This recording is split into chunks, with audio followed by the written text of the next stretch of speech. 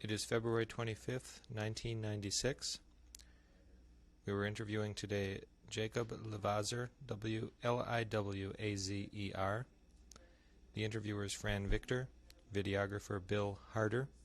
There is no videographer assistant today. We're in West Bloomfield, Michigan, USA. Language is in English. Survivor mic channel 1, interviewer mic channel 2. I am Fran Victor, and I have the privilege of interviewing Jakob Liwazer. Today is Sunday, February 25th, 1996. We're in West Bloomfield, Michigan, United States of America. Okay, Mr. Liwazer, could you please tell me your name and spell it? My name is Jakob Liwazer, Jakob Liwazer. Okay, and what is your date of birth and how old are you today? My date of birth is February 19, 1914, and I'm 82 years young. Very good. Do you have any other names or nicknames that you've gone by? Yes, I go by Jack and also by Kuba, Kuba. And what was your name at birth? Jakob. And was it spelled the same way? Correct. Okay. And where were you born, your city and country of birth? I was born in Warsaw, Poland. It called in Polish, it was Warszawa, Warszwa, and also it's known in Jewish as Warsaw. Hey, what was it like growing up in Warsaw? Tell me about your childhood. Well, I was brought up in a Jewish traditional home. My father and family were Orthodox Jews. My father was a disciple of the Gerer Rebbe, which was a Hasidic. We observed all the holidays, and also every Shabbat was strictly observed to the point that we would not turn on lights or turn off. We had a maid, a living Gentile, who would do those chores. We always went to shul. It was actually a shtibel. A shtibel was a one-room place, and there were many of them in Warsaw, in the hundreds. When in the United States, sometimes you are looking for a minyan to say Kaddish. In Warsaw, you had no problem of that nature, because you could go in any of those places during day and night and always find a minyan. So there was no cooking on Shabbat, of course. And one of those well-known foods, the so-called cholent, was taken to a bakery Friday and was picked up by the maid on a Saturday. My father was Baal Koreh and Baal Shofar, reading of the Torah and practicing before the holidays of blowing of the shofar, and practicing always on a Friday. He would go over the Sedra of the week, so we knew about it. During Purim, we would read the Megillah at home, and everybody had to be present. During Hanukkah, the lighting of the candles was also very important, and particularly everybody has to be home that Friday when we light candles, because the Shabbat candles would be the last one, and the Hanukkah candles had to be before that, so everybody had to be home. So life, I attended Cheder, which was the elementary school, which was primarily secular, religious, strictly religious. Later on, I attended high school. In Poland, it was called gymnasium, not to confuse it with a word in the English language where it was a gym. During the years in high school, we had a very intensive religious and secular education. As a matter of fact, we had 5 years of Latin. We had to have a choice of a foreign language, either German or French. I choose German. So we had a total to begin with. Yiddish was spoken at home, Polish was spoken on the street in France. In high school, we had Hebrew or Polish. During the last year of my high school, when it came to the so-called matura, or finishing up high school, we lost our accreditation as a high school because there were many restrictions, and it was very hard, and I had to repeat the last year to take an exam at the level of the Ministry of Education, where different teachers came in, and it was very hard to pass that exam, but fortunately I did. Going back to my growing up at home, I can recall certain things in my life where the summers we spent always outside of Warsaw in a resort place. It was called Miedzeszyn. Could you spell Miedzeszyn and tell me how old you were when you did this? Miedzeszyn is spelled Miedzeszyn.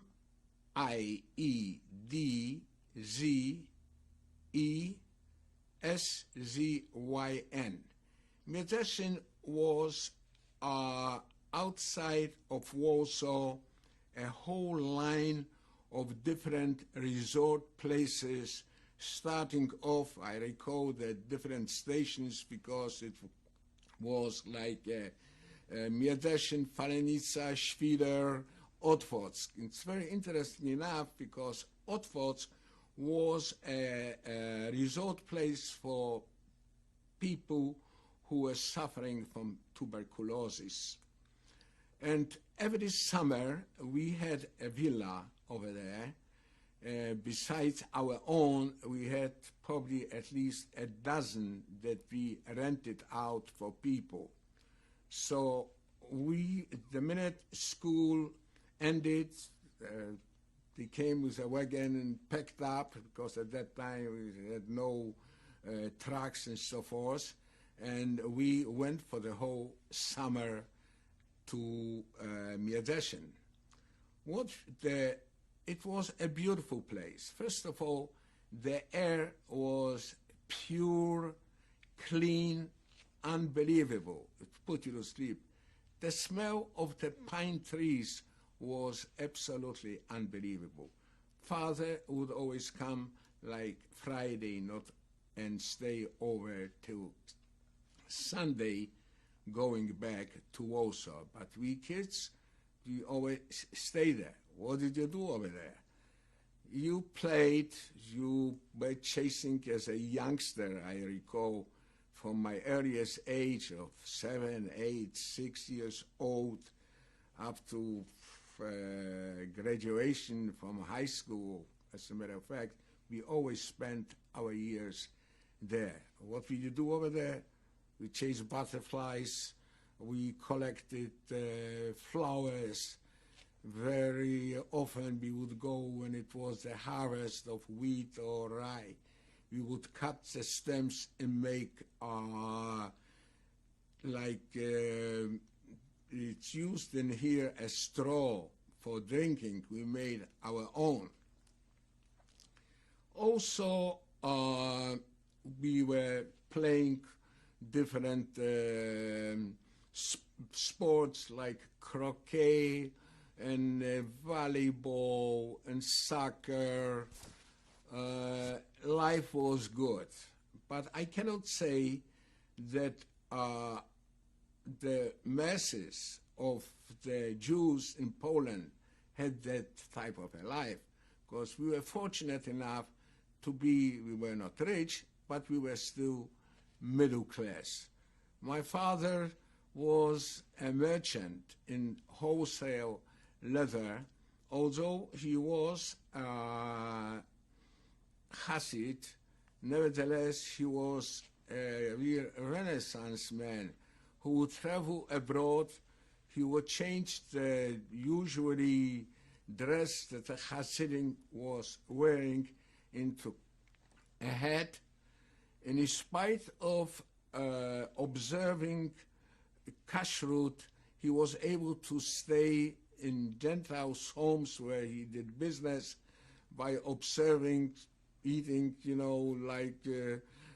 eggs and shells or sardines. I mean, things that were, because kashrut was very, very important. Okay, and let's define what kashrut is. Kashrut is strictly adhering to the religious laws of observing that milchik and fleischik means observing the dairy from meat, and there's a certain element of time that you cannot eat together those things. It has to elapse. If you eat milchik at a certain time, you can wait an hour and later on eat fleischik, but if you eat fleischik, you have to wait at least 6 or more hours to be able. Also, the slaughter of animals has to be done in a certain prescribed manner, chickens and so forth. It's the Jewish dietary laws. I beg your pardon? The Jewish dietary laws. It's the laws of kashrut. Oh, there were special shochtim, slaughterers, who were, certified by religious laws and so forth, who did those things, Let's talk about, you've talked about we. Who is the we? Who is the we who vacationed together outside Warsaw? Tell me about the we of your family. Who comprised your family? I am one of 9 siblings. We were 5 girls and 4 boys. All of us went to high schools. We had education in this respect, the girls and boys, and mostly it was for boys, it was bilingual in Hebrew and Polish. The girls were more in Polish. I mean, although there were private schools. We did not go to state schools. So, as I say, life was good. And I recall certain instances on life, how we are brought up, and that was important in our Jewish home. In Poland at that time was very prevalent anti-Semitism. At what time are you talking about now? I am talking the 20s, particularly if I would go on a street in Warsaw, quite often the Gentile people would call me, "Hey, Baileys." What does that mean? Baileys is a very interesting story that I would like to tell you about, because there was a man by the name Menachem Mendel Baileys who was in Russia. In 1911, they accused this man for killing a Gentile boy, and the killing was motivated that they needed blood. It was a blood libel. And that boy who was killed was 12 years old, and when police investigated that case, they found out that he was killed by some Jews together with a woman of ill repute. But the police ignored that type of charge because there were anti-Semites that were trying to pinpoint it on a Jew. And it came forward a man who was a lamplighter. I don't know, I'm sure it is not familiar here, but the street lamps were lit by gas. It's not like in here we have all the electrical conveniences. Let's not forget the time when this happens. And that lamplighter and his wife saw that boy playing with other Jewish boys in a kiln, a brick kiln in Kiev. Yeah. And it was in Kiev. Don't forget that Poland in 1911 didn't have any, it was not a free country. It was divided into 3 provinces, the Prussian, the Russian, and the Austrian. And this was under Russian, and was still under the Charles Nicholas II. So they accused that man because that lamplighter said that he saw the boys playing over there, and they killed him. It came to a trial. That man, Baylis, was interned for a couple years. It was an uproar in the whole world because everybody knew not only that this is false, and the Jewish community got the best legal people in the world to defend it. I will never forget that Grusenberg, one of the lawyers, was the defendant. They also had a testimony of a priest who had a criminal record, who was saying that this, he can prove it in the Talmud, that Jews are using blood for ritual purposes. The chief rabbi of Moscow, who was, if I'm mistaken, his name was Mazer, said that that priest does not know what he's talking about. And finally, before it went to a jury, the presiding judge asked that lamplighter and his wife, what did they see? And as it turned out, they said that they were confused, that the police misguided them. It went to a jury, and the jury was composed of simple peasants, and Baylis was acquitted. He did not feel comfortable living at that time in Kiev because he was afraid of repercussions from the anti-Semites over there. He went to Palestine, and I guess in 1920 or so, he went to the United States. As a matter of fact, there's a book here written by Bernard Malamud, The Fixer. Is based on that story of Baylis. So when you were called Baylis, that was an anti-Semitic remark. Remark. Not only this, but it's interesting enough, my father gathered daily newspaper reports of that trial, and later on bounded it in a book, which I recall vividly. It was very, very thick insofar for future generation, for us kids, to read it. So this was one of the things in our home. So is that why you have so much knowledge of this story, because your father followed it so closely? That's right. It was very, very, very closely, and as a matter of fact, by binding it into a book, he wanted to preserve it.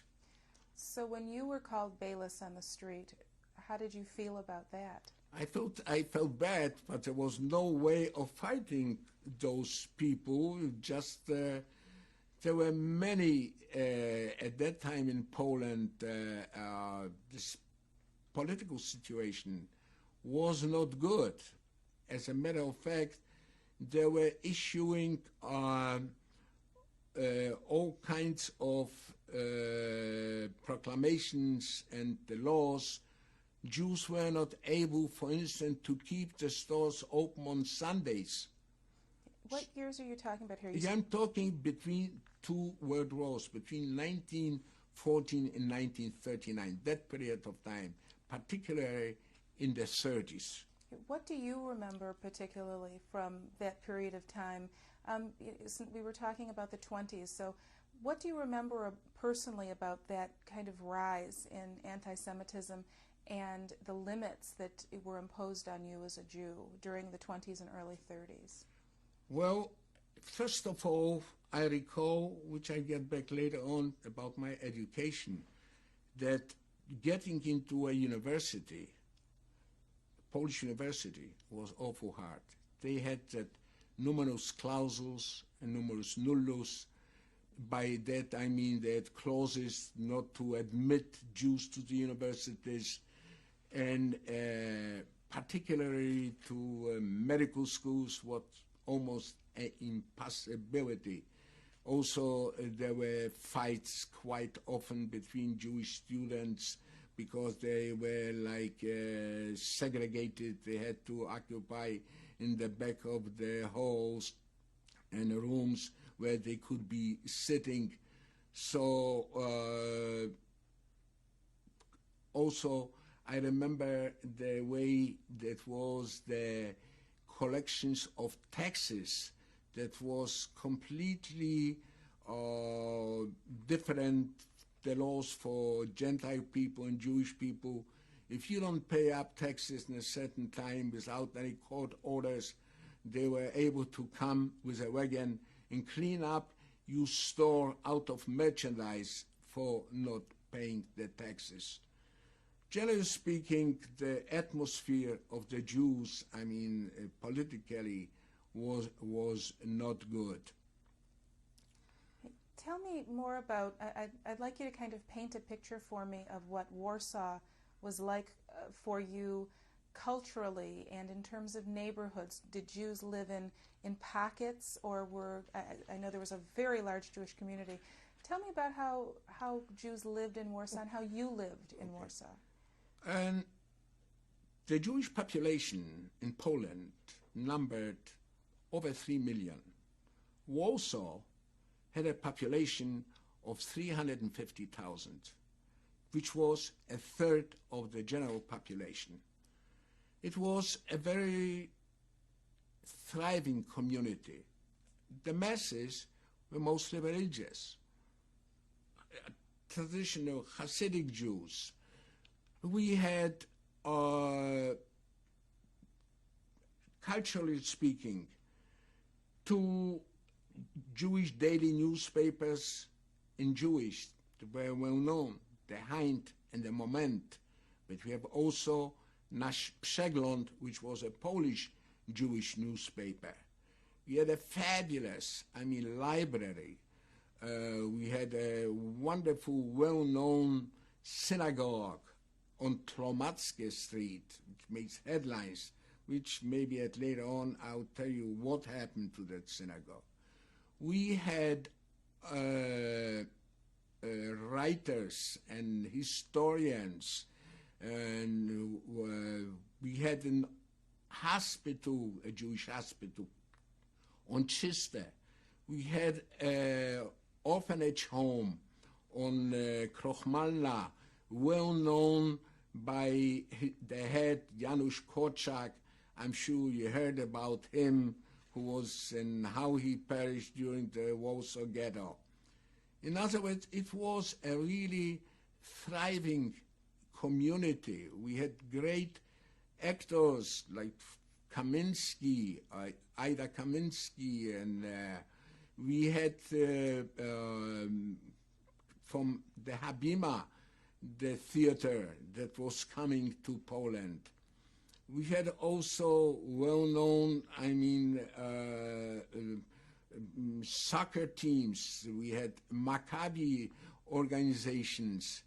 It was a great for people who really could enjoy life. We had countless movie houses, an opera house.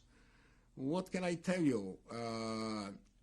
It's interesting enough, when I, finished Laor, which was the name of my high school, I went to the university called Wolna Wszechnica Polska. And at that time, we had, among all the universities, we had a Polytechnicum, we had University of Warsaw and others, we had a club called Żakla, which stands the acronym for Żydowski Akademicki Klub Artystyczny, which stands for a Jewish Academic Club Literary Artystyczny. We were gathering over there at a place where the Jewish journalists were gathering. And it was a place where you could come in, find all the newspapers and periodicals. We had the lectures and symposiums, and we had very well-known members who made some mark later on. I'll only mention particularly two of friends. One was a very close friend, Moshe Prives, who was later on the dean of the medical school at the University of Jerusalem. And the other one was Moshe Kleinbaum, who was a member of the Knesset. As a matter of fact, he changed his name from Kleinbaum to Snee. As a matter of fact, his son is now Ephraim Snee, who was during the later years, he was governor of the Judea and Samaria, and presently he is the Minister of Health. So those were, I was in charge. I was a member of the board of that organization. I was in charge of entertainment, and quite often I recall I was going out and hiring for our, we had like dance nights, entertainment of well-known singers and entertainers. I will never forget particularly two of them, well-known Jewish comics, Jigan and Schumacher. And the incidents which I'll go back later, after the war, when we met in Munich, incidents when they survived the war in Russia, and when they came back, came on a stage in Munich, and they said just, stand silent, and they said, Abi Mizetzach, thanks God we can see each other.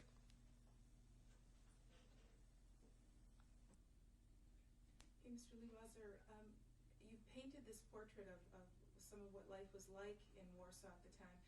Was the Jewish community in Warsaw and all of this culture segregated from the general Polish community in Warsaw? And tell me about that segregation.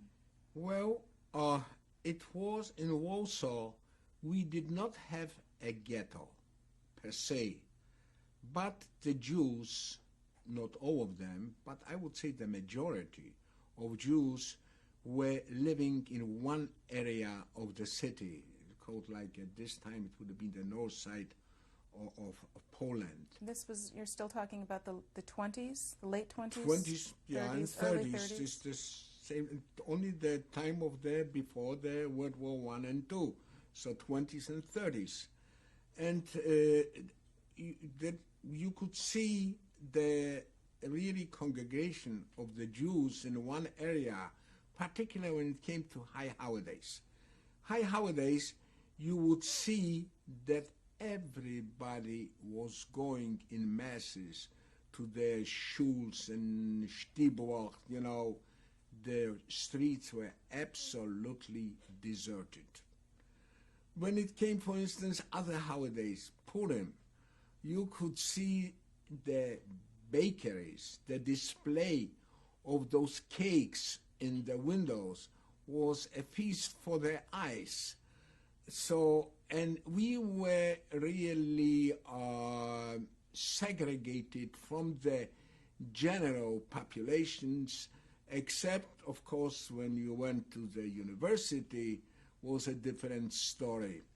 And talking about life at that time in Warsaw, the well-to-do people were no different from, for instance, situations like we have in the United States nowadays. For instance, my parents went to Karlsbad and Marienbad, which were kurorts in Czechoslovakia, for diet reasons, by taking mineral baths and drinking those mineral waters to lose weight. You know, it was only those people who really could afford it. We as kids, for instance, went to places like Zakopane, where we went skiing.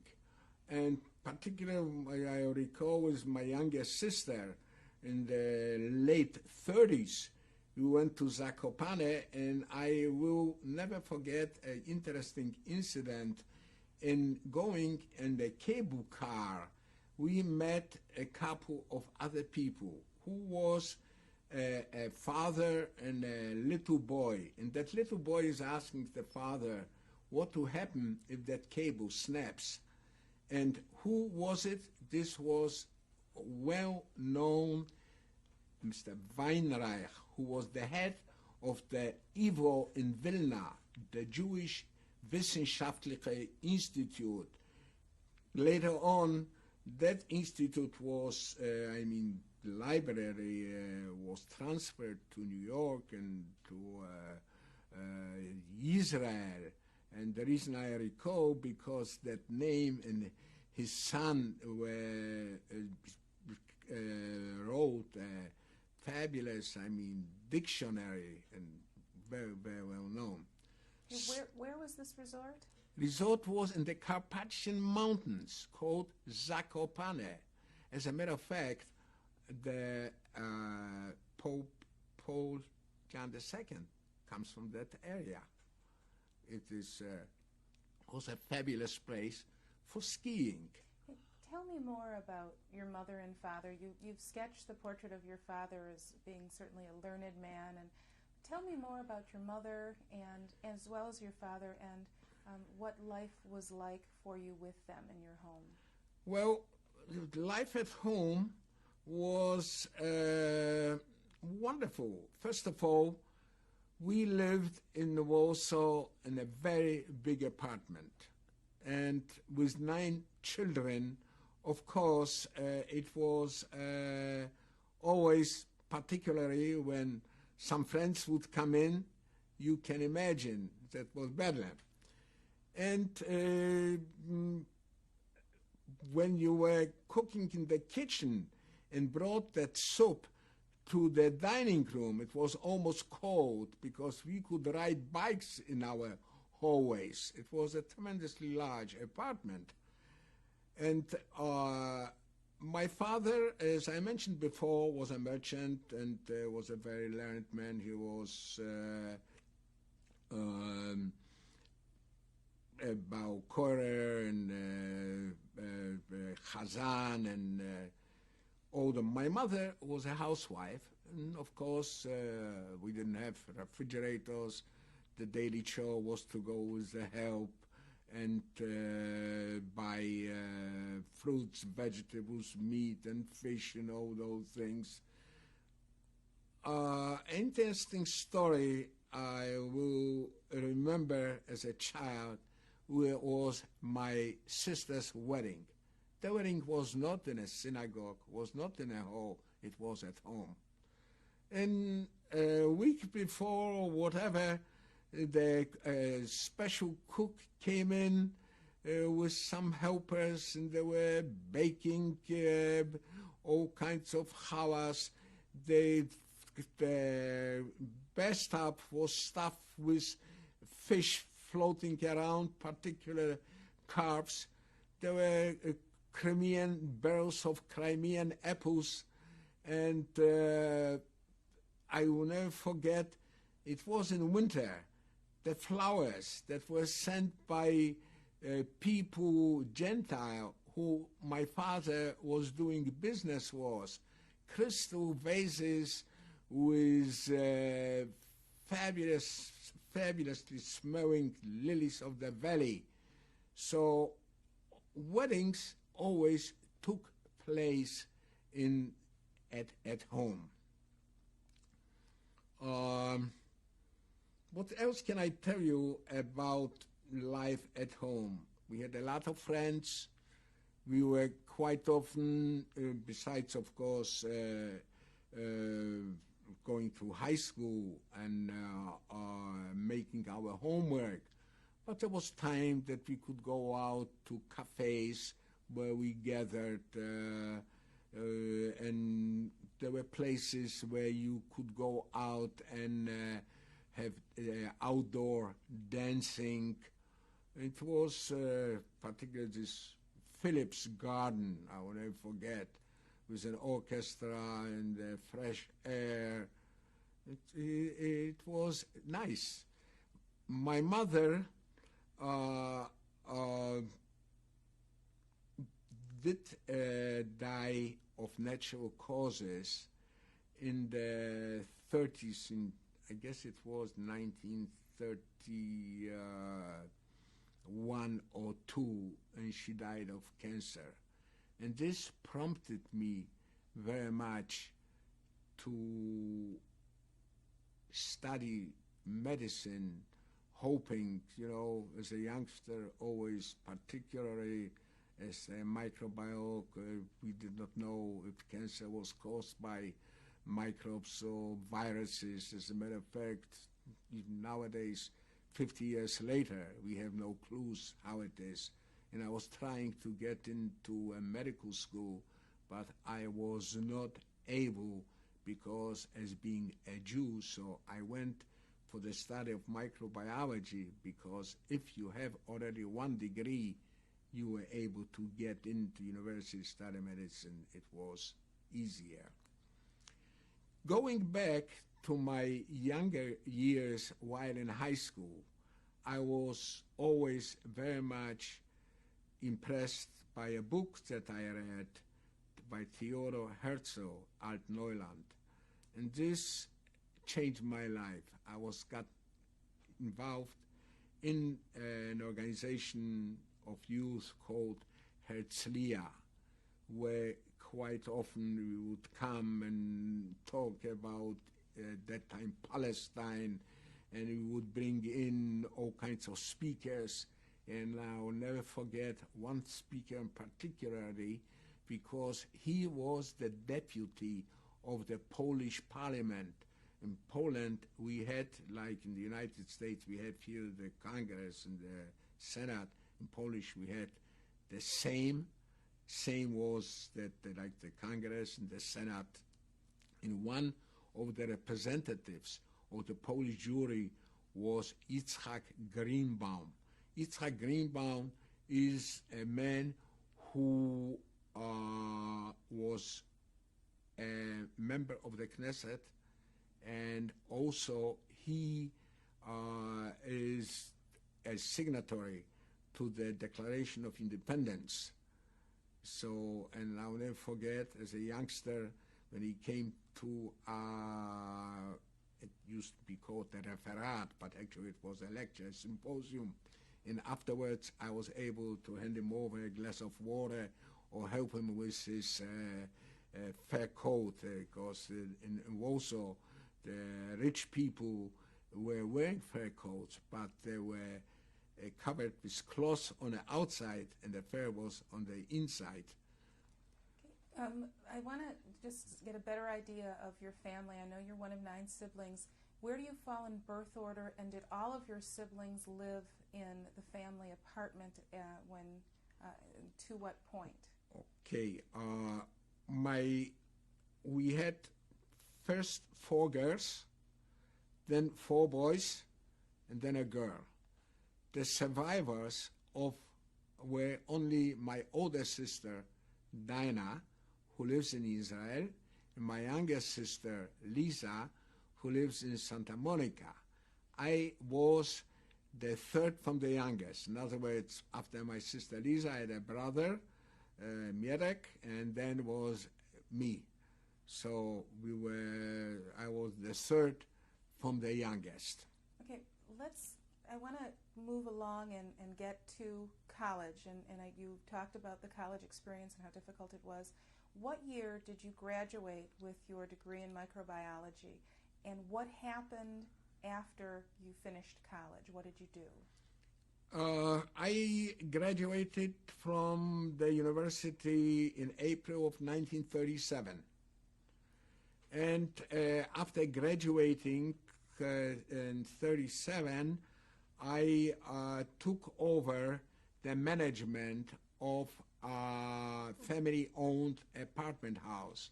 We had an apartment house on Jelna 43, which consisted of like 500 units and a courtyard, and I was the manager. Also, at the same time, I wanted to talk about my brother-in-law, who was one of the richest persons in Warsaw in the field of steel and bolts and nuts. And at that time, it was an incentive by the Polish government that you could build, instead of paying taxes, you could build apartment houses. So I was in charge of that building. So those 2 years, not quite 2, out of the war, I was, so to speak, managing real estate for our family. Okay, and during those years, as we're getting later in the 30s, now 37, 38, before the war broke out in Poland, or before Poland was divided, what was anti-Semitism like? Had it escalated? How had the environment in Warsaw changed? There was not much of a change. The Poles were always anti-Semitic. And the church was no help whatsoever either. And they were trying to squeeze the the Jews in Poland and tax them exorbitantly. The access, as I mentioned before, to university was almost an impossibility. As a matter of fact, that I did not serve in the army, although I was able-bodied and everything else, because they did not want to put me into an officer school. With a degree from a university, you had to go to the officer school, and they did not want that. So from all my brothers, only one actually served in the army before the war. Were they all college educated? No. Hey, what happened next? What happened in 1939? And how did 1939, it's interestingly enough, it was the first signs of the ill wind, so to speak, to blow, start coming from Germany. We started off, Hitler came to power in 1933, and I guess in 1938 we had the Kristallnacht, the night of broken glass, and then they start expelling from Germany Jews to the Polish border. So we saw already that thing coming. Also, I will never forget that the outside world knew more about what's going to happen than in Warsaw itself.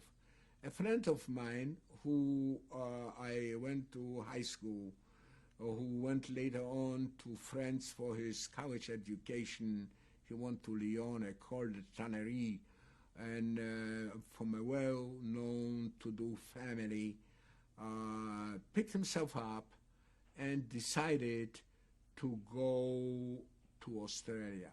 To me, it sounded absolutely crazy. Why would it, was well-to-do family and so forth, would go to Australia? But I didn't question. The reason I mentioned the fact that shortly before the war, I received a letter from him from Australia, from Melbourne. He said, when this powder keg blows up, I'll be here walking the beaches and enjoying life. But later on, when the war broke out, I could not figure out how could he have such foresight and to be able. But I'll get back to the story about his friend Henry Liechtenstein, because fate and destiny has their own way of doing things, and I'll tell you more about it. So when we knew that war is coming, we start preparing for it. And How did you know the war was coming? It was coming because there were constantly, the German wind made some pronouncements, and evidently we knew they were making all kinds of demands that the Polish government would not meet. And particularly stands out in my mind, we were afraid very much if the war broke out, it's going to be a war of a gas. And we were trying to secure all the windows by putting up double boards filled with sand, so that the gases would not get into the apartments. And lo and behold, September 1, 1939, the war broke out. The war broke out. The first few days, we could never foresee what to be expected. I was still managing, those apartments.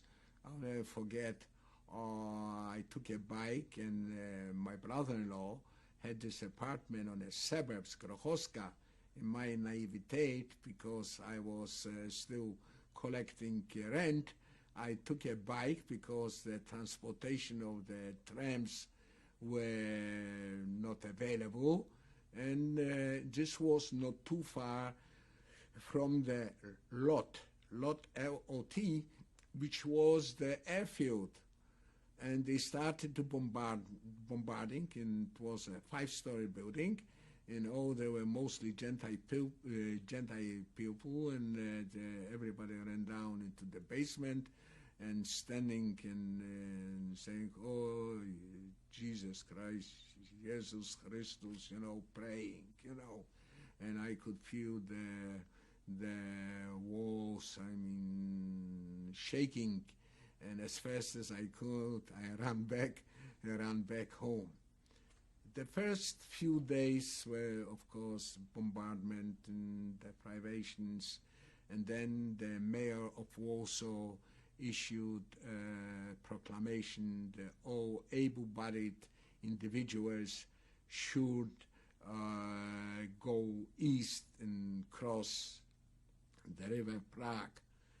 My brother, my younger brother, the older brother, some cousins, some friends, a group, I don't remember, 9, 10 people, we were out and marching into the direction of east. Little did we know at that time that there was a pact between Germany and Russia, particularly the foreign minister of Germany, Ribbentrop, and the foreign minister of Russia, Molotov, made a pact that they will divide Poland, that the eastern part of Poland would go to Russia and the western part would go to Germany. So we were walking east, and during the day it was almost impossible to walk because the German have the complete freedom in the skies, because that Polish aviation was almost non-existent, and they would fly very low with machine guns. I will never forget being in a place like Schwiller, where I grabbed my younger brother into a small tree and covered him up, because they were machine gunning everything inside. After that, we decided that we will not be able to walk during the days to be, a target for those bastards, excuse me for my expression, and we hide in barns during the day and walked at night. We went as far as Białystok, where we encountered the Russian army. And I was very much impressed by the Russians. Particularly, they were very friendly. And I loved their songs. And when they would sit down and with their harmonicas and play, it was nice. But we could not stay there because we did not know what's happening to the rest of the family. So we start backtracking back to Warsaw. And going back to Warsaw, we bought a horse and a wagon, and we knew that provisions were very scarce. We bought some, and all of us were going back. We were, I will never forget, during the night, we were guarding that horse because it was a lot of thievery, and everybody had to spend an hour or two in the middle of the night to be guarding that horse and that provision that nobody takes it away. And we came back to Warsaw. From my brother, who was in the army, came back, and so far everybody was alive. But in September the 28th, I think, the Germans enter Warsaw, and they start giving out proclamations. The first thing, you have to give up arms if you have any. Next came radios. If you have any radios, you have to give up. Then you were not allowed to walk on a sidewalk. You had to walk on a street in the gutter. You had to wear an armband with the Mogen David Adam. You were not allowed to use transportation. And the first thing they did was they took 100 hostages. So if anything goes wrong with any of the Germans, as a matter of fact, my brother-in-law was the first victim, Adaś Zuckerman. He was a very prominent citizen of Warsaw, and they took him, and as a matter of fact, he perished, I don't know, either Mauthausen as concentration camp, or we don't know what his fate was. Also, the Germans were catching Jews, majority of Jews, the religious, have beards with bayonets. They would cut off their beards. They would grab young people for work, sometimes never to come back. So it was a terrible, terrible time. And we had a family meeting, and the family decided that if this continues the way it is, we should see to try to get over to the Russian occupied part of Poland, particularly to Białystok. And they picked me and my older brother, Adaś, who was in the army but came back, to go. At that time, to cross to Białystok, and it was the river Bug, was not easy. You had to have a guide to guide you over there.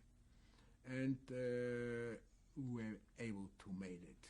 You, excuse me, you and your brother were chosen to go ahead of the family to Head find... of the family as a, so to speak, avant-garde in case the rest decided to go.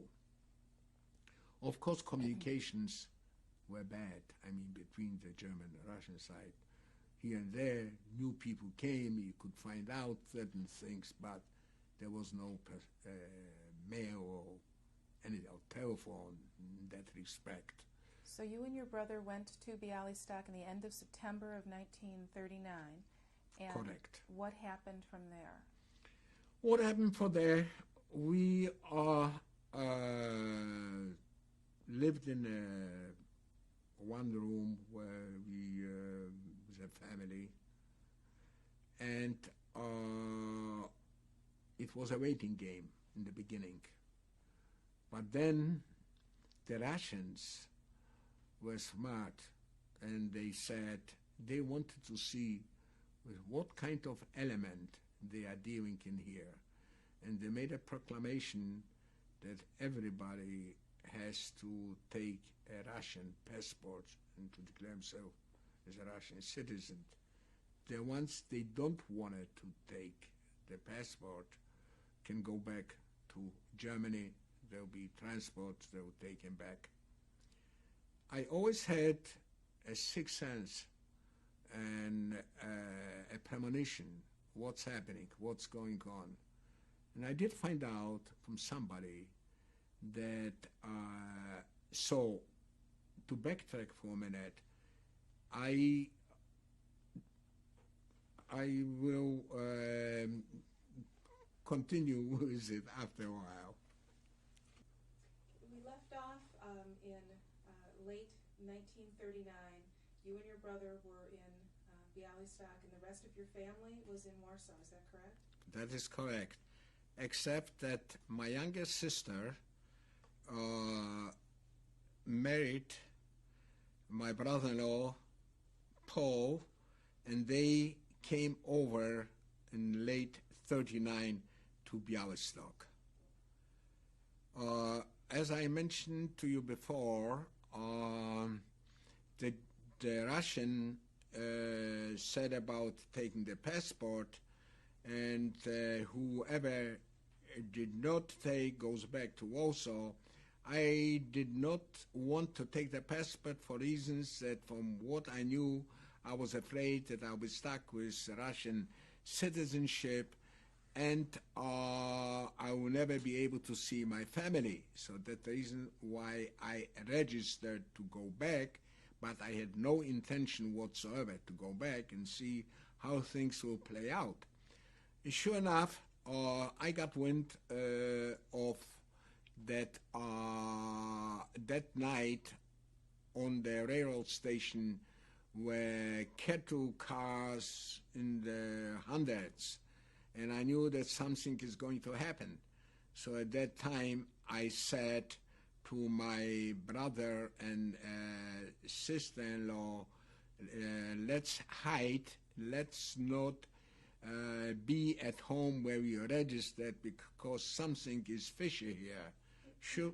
Let me ask you a question. How did you hear about the cattle cars? Through the grapevine. I don't recall the incidents, but I did hear about it. And so we hid in an attic away from our home.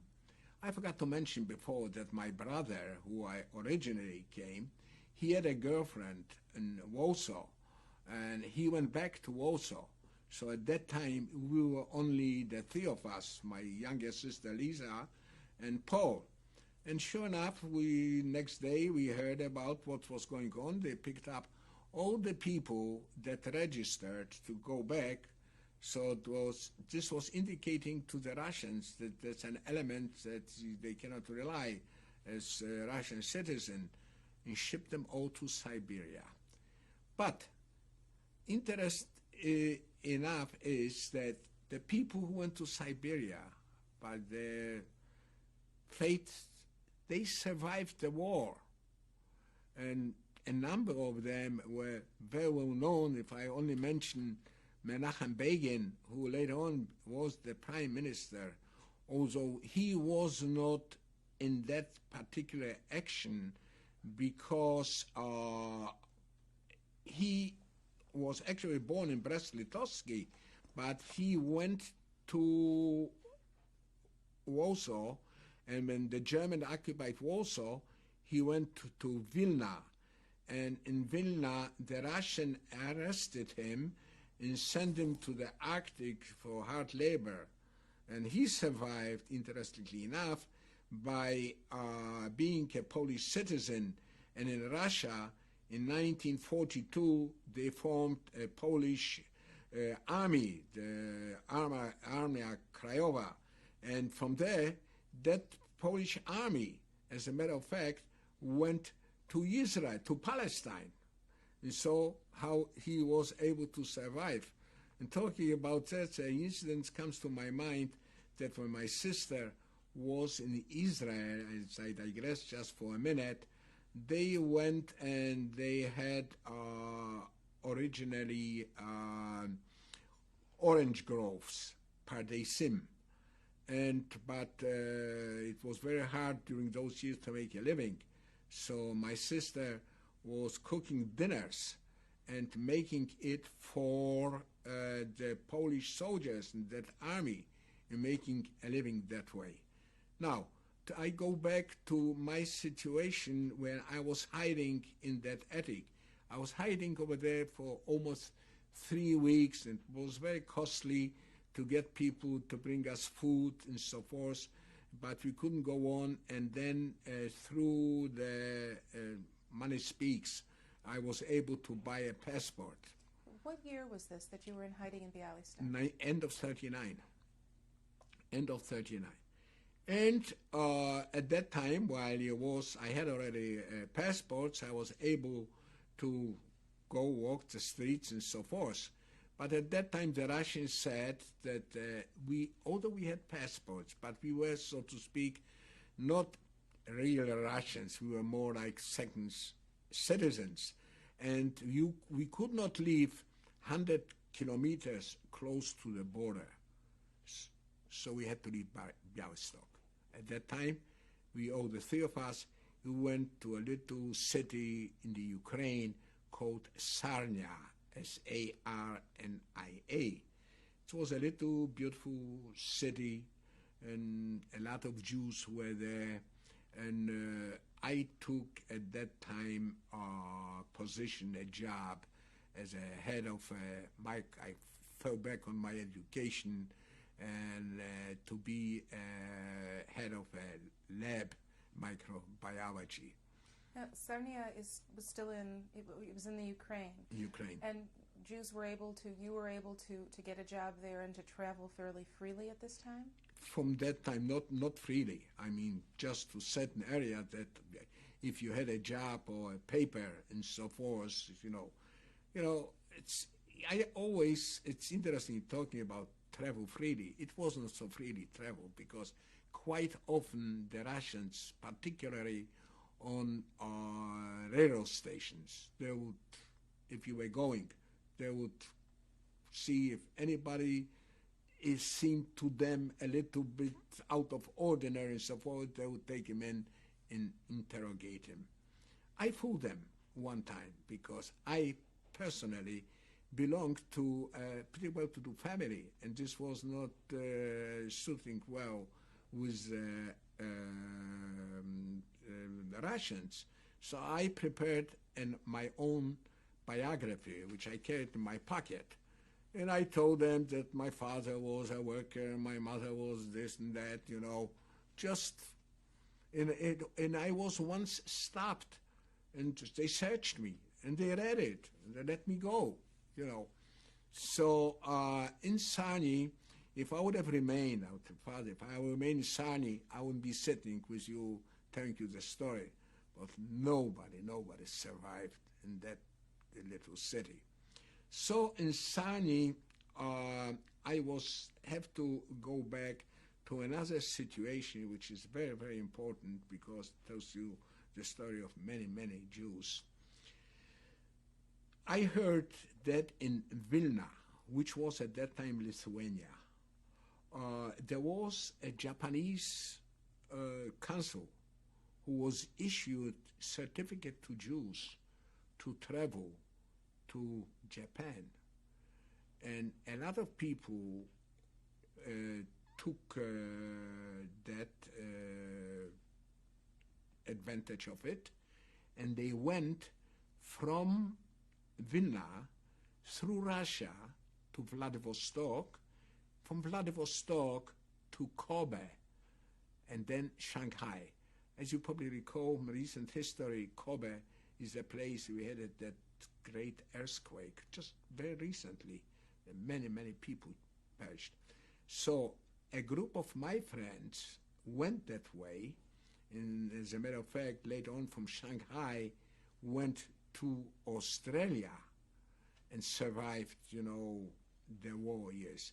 I was trying to get to Vilna, but it wasn't easy. You had to get a guide, and it was at that time yet when my brother was still with me, and we were trying to get to Vilna.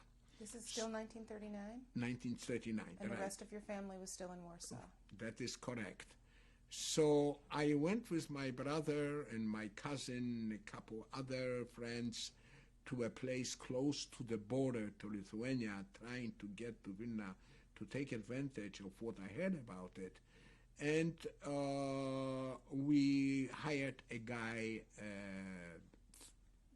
farmer in that area. And he said it was a very bitter, cold winter. It was like December of '39.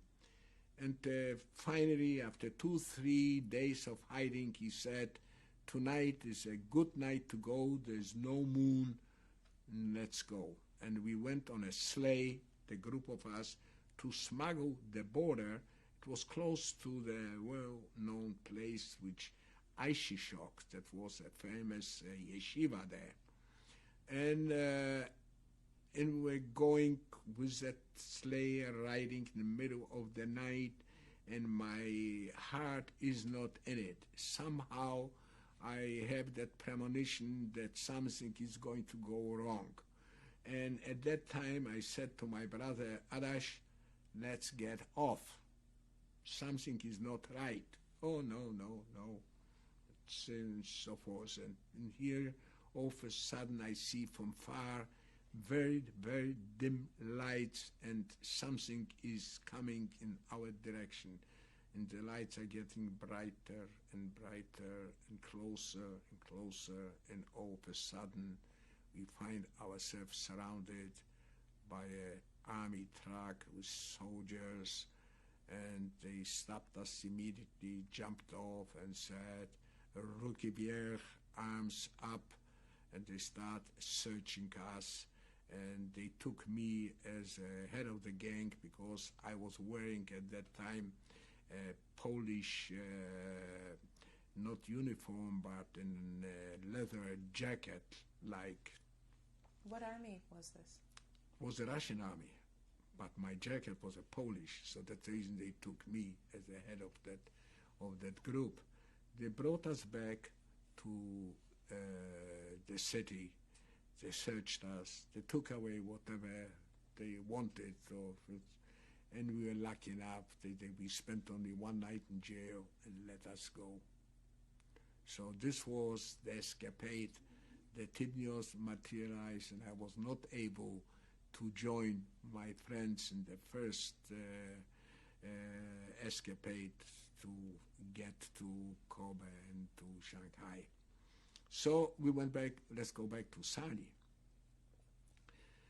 In Sarny, as I say, I was the only one good thing about the jobs that I had was that I had a tremendous amount of alcohol for lab purposes, and that was a good item for trading for food and other things, And at that time, you learned that in Russia there were only 3 groups of citizens, always was.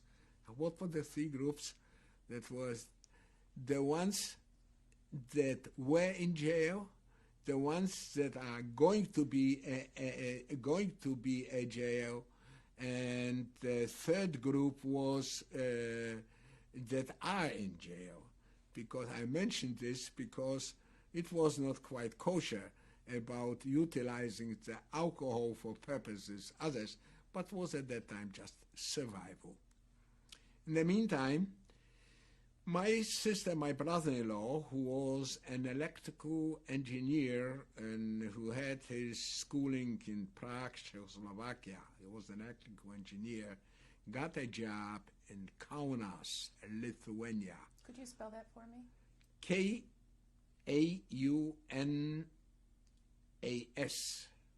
And this was the capital of Lithuania.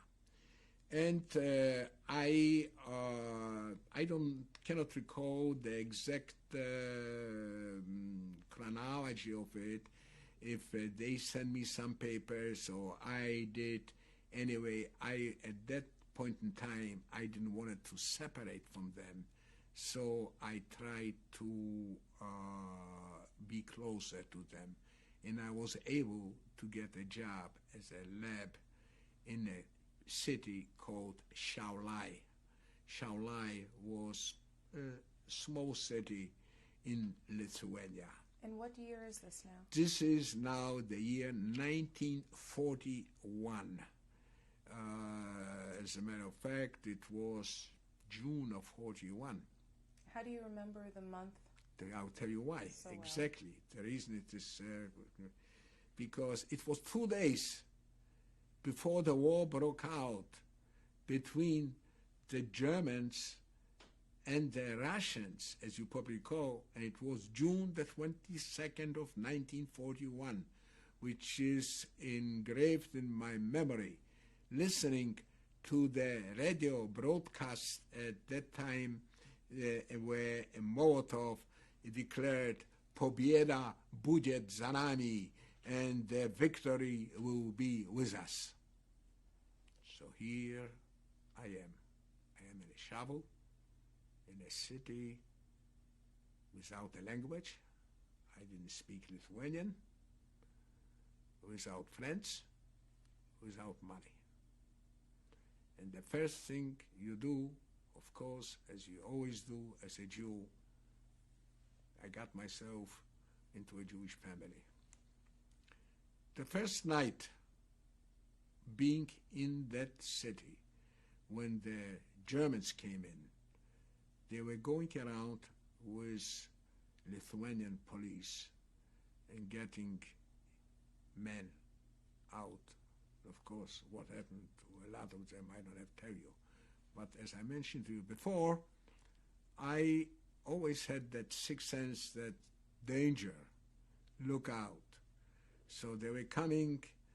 It was us like the front door, and I was in the back bedroom with a window. I immediately jumped out and hid in the backyard and they left.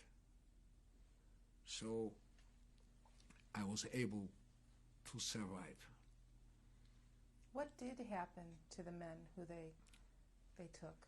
What do It's not, I don't know, because I was in a strange city. I didn't know many people, but from what I understand, there were a lot of people who never came back. They either shot them on the woods or killed them and so forth. I don't know. And I was stuck in that city, as I mentioned to you before. The Germans formed a ghetto. And being in the ghetto, you were constantly getting, ration, so you're able to survive. Cannot tell you exactly what it was, but probably was maybe a few ounces of bread, and some at that time was not as bad, was some sugar and other thing. And I was going to work with a German organization. Thought it was like, I don't know, it was some kind of who was working for the German army. My job was to cut down trees in the forests. This was, I recall vividly, working in that field. Also, I remember that I was in a Werkstatt, which is like an place where they had like a factory where I used to do brushes by hand. How I learned it, don't ask me. But when it came to it, I learned it, and I was doing that. Well, to describe your life in ghetto, I cannot tell you. Always the upper in my mind was how to get out of it. Always constantly thinking, but where do I go? I had no money, I have no friends, but nevertheless this did not deterred me. I was determined. Somehow I had an instinct to survival. So I had from the beginning some kind of a passport. Was a question of getting a picture and fabricating the stamp on it. It was one way of getting out. There were talk with the people in the ghetto of to escape to the woods, and there were some maybe who went to the partisans. At the same time, there was a talk about building bunkers and in the underground cellars where we lived. We did all those things. One of the saddest, and this stands out in my memory, days of my life in that ghetto was the action of Jewish children. At that time, it was, I guess, November the 5th, 1943. They came, they cleaned out the ghetto of all the children. This was really the saddest day that I ever encountered. For me, Let me go back to that. Sure. What did they do? What they do? How did they learn?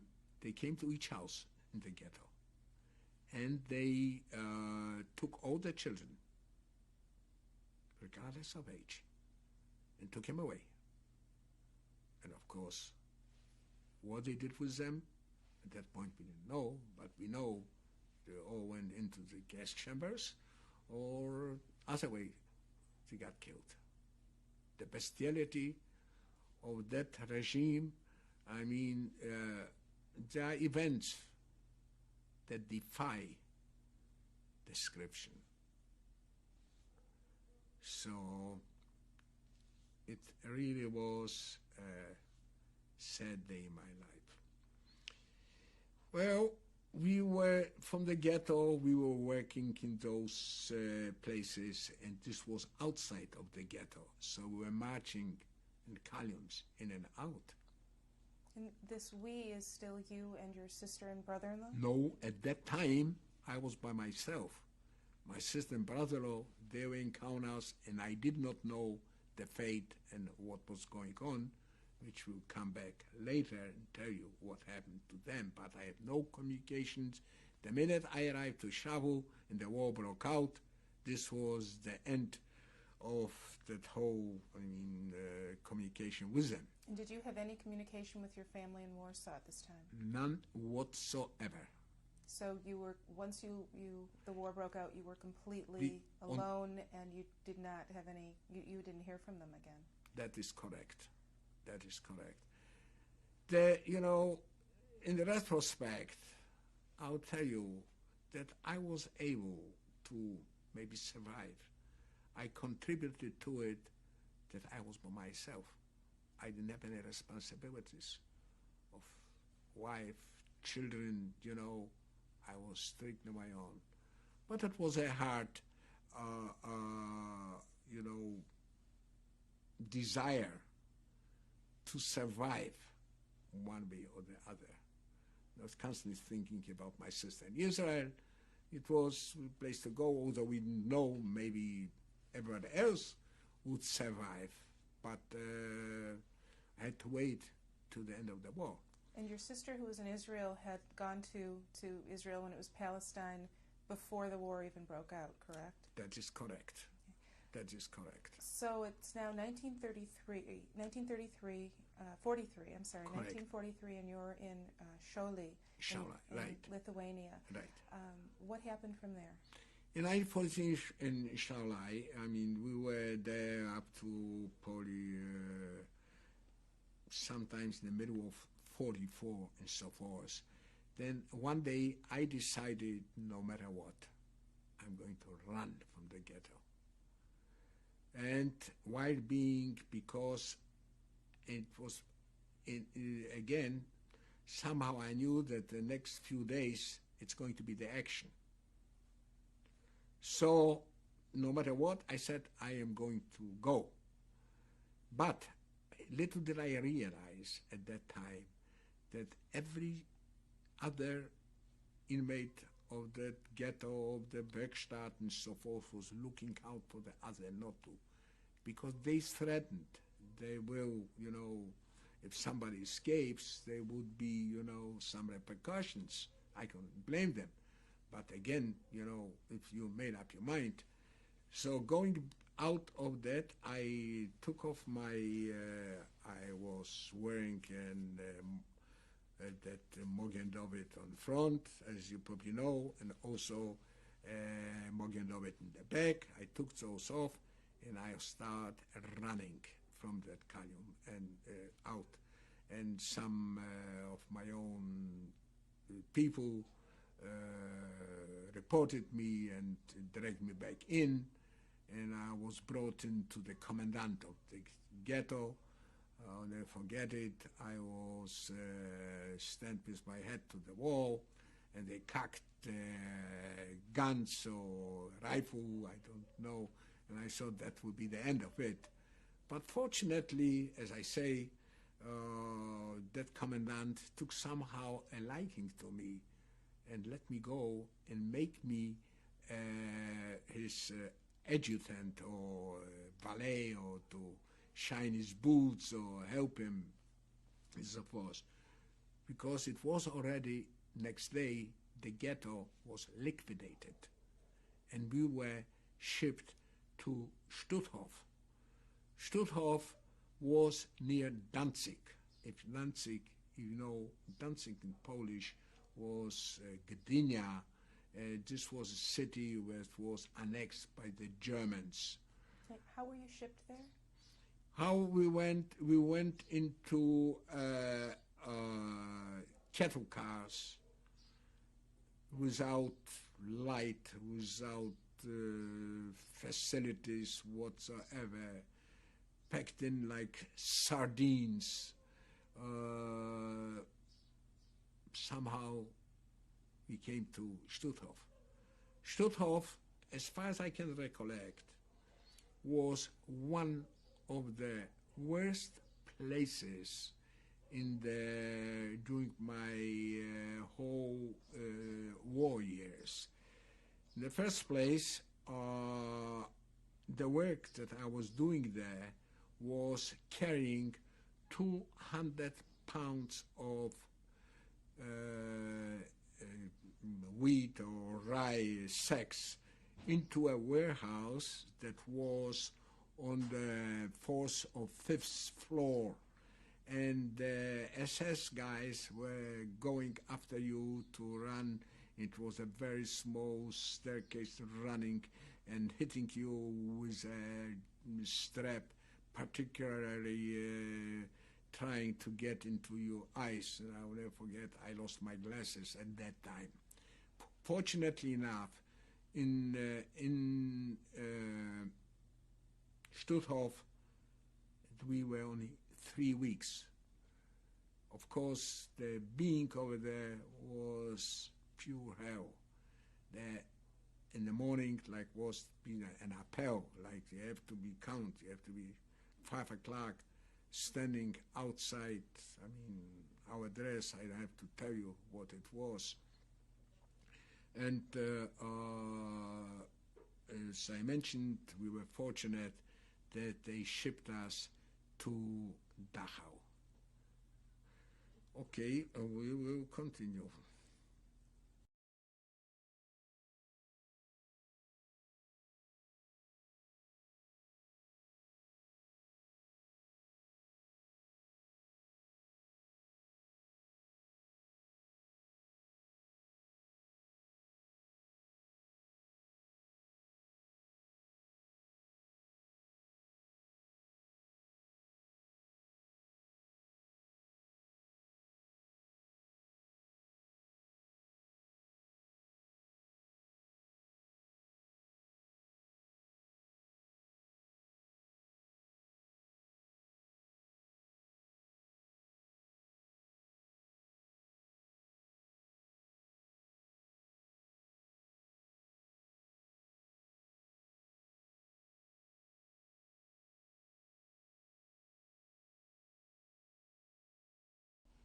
Mr. Liwazer, we ended up with your arrival in Dachau, and this was in 1944, correct?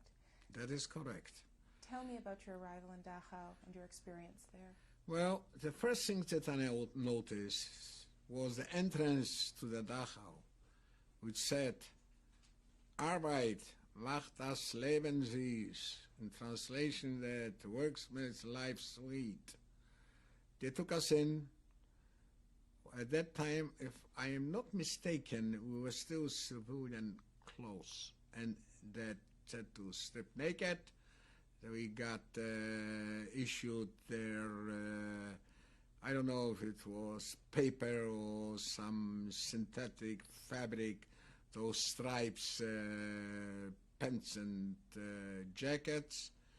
And one item that struck me that I did not mention to you through all the years that I wanted now to mention it is that when I left Poland, the family gave me a big diamond just in case and so forth. And through all the time up to the point of Dachau, I carried it. But at that time, I had no place where to hide it, and I said to myself, instead of this diamond falling into German hands, before entering, I buried it in the sand, and I got rid of it. So I never regretted what I did, because it was meaningless to me at that time. Well, where did you bury it?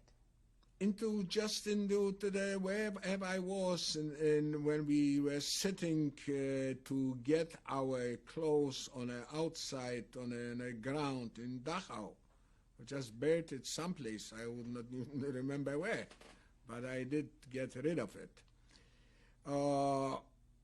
We were in Dachau, per se, I don't remember exactly if I was in the main camp, but you have to understand the structure of that camp was as such that they had satellite camps called that Außenlager. That Außenlager, which is outside, translation was outside camp. I happened to be in the Außenlager number 10 on a place, Utting am Ammersee. Utting am Ammersee probably was one of the most nature-speaking, beautiful sites that you ever wanted to be. And into that camp, I again was doing some brushes and carpentry work, and I was doing pretty good. As a matter of fact, I got friendly with some older assessment from Sicherheitsdienst Polizei, and I was able to do certain things for him and giving him some things that I fabricated over there, and he in turn gave me an additional piece of bread, which was really welcome. I still have some friends. I don't know, I don't think that they're alive nowadays, but they always were very thankful to me that I was able to share that additional ration of bread that we have. While being in camp, we could hear quite often the bombardment of the Allied forces, and we were praying that the bomb should hit even the camp, maybe to be able to get out. For me, during that being in that camp was very, so to speak, uneventful. I don't recall it was morning, getting it on a pill, and the rations were very meager. It was mud like coffee in the morning and some soup if you were lucky enough that you found a piece of potato in it and so forth. But somehow I was very, very disciplined. With the ration of the day, I was, what meager it was, I was able to ration it out for the day to be able to carry me over. Was there an intellectual life within the camp? You're obviously a learned, educated man. Was there any kind of intellectual life with other camp inmates? And what occupied your thoughts at this time? There was not much. I can tell you that much, that the only people who made out, so to speak, with the Germans were musicians that were able to play for them. That's the only thing. But in the ghettos, like in Schaulein, there was still some cultural life, so to speak. But in Dachau, no, none whatsoever. And just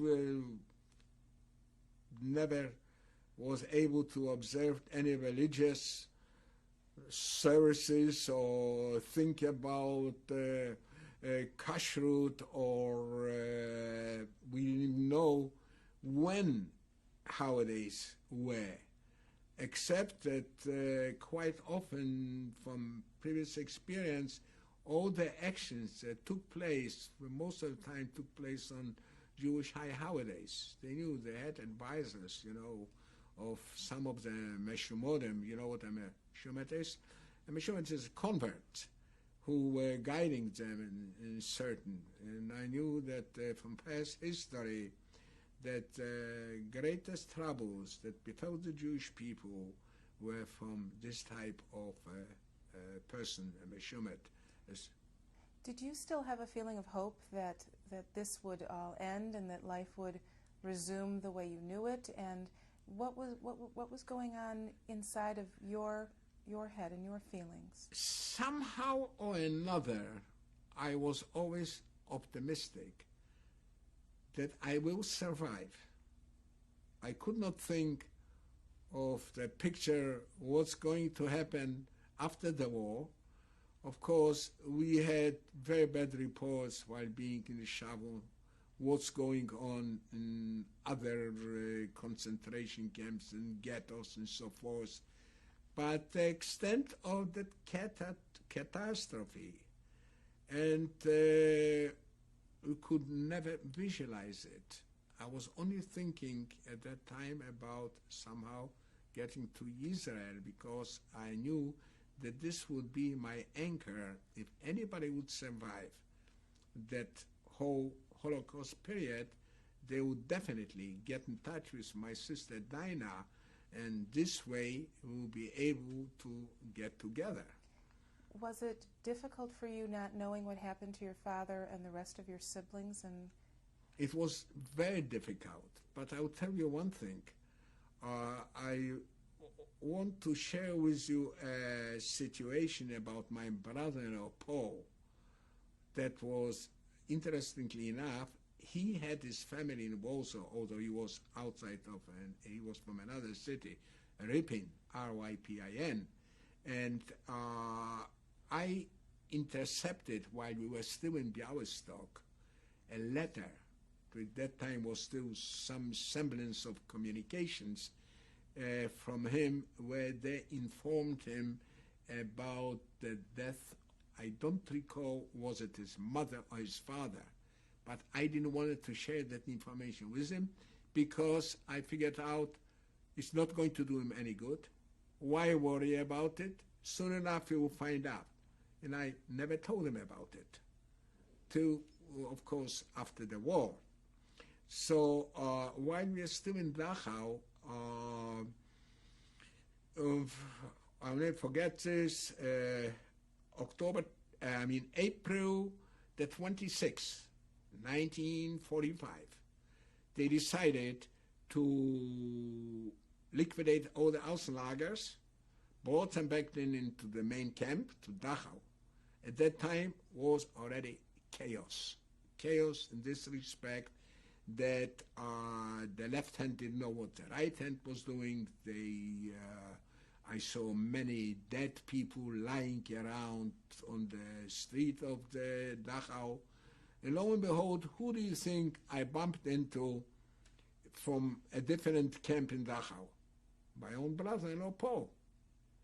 So I was reunited with him at the camp, although he was at another Außenlager, but as I told you, the Germans did not have at that point much of a control. I said to Paul, join me, let's be together.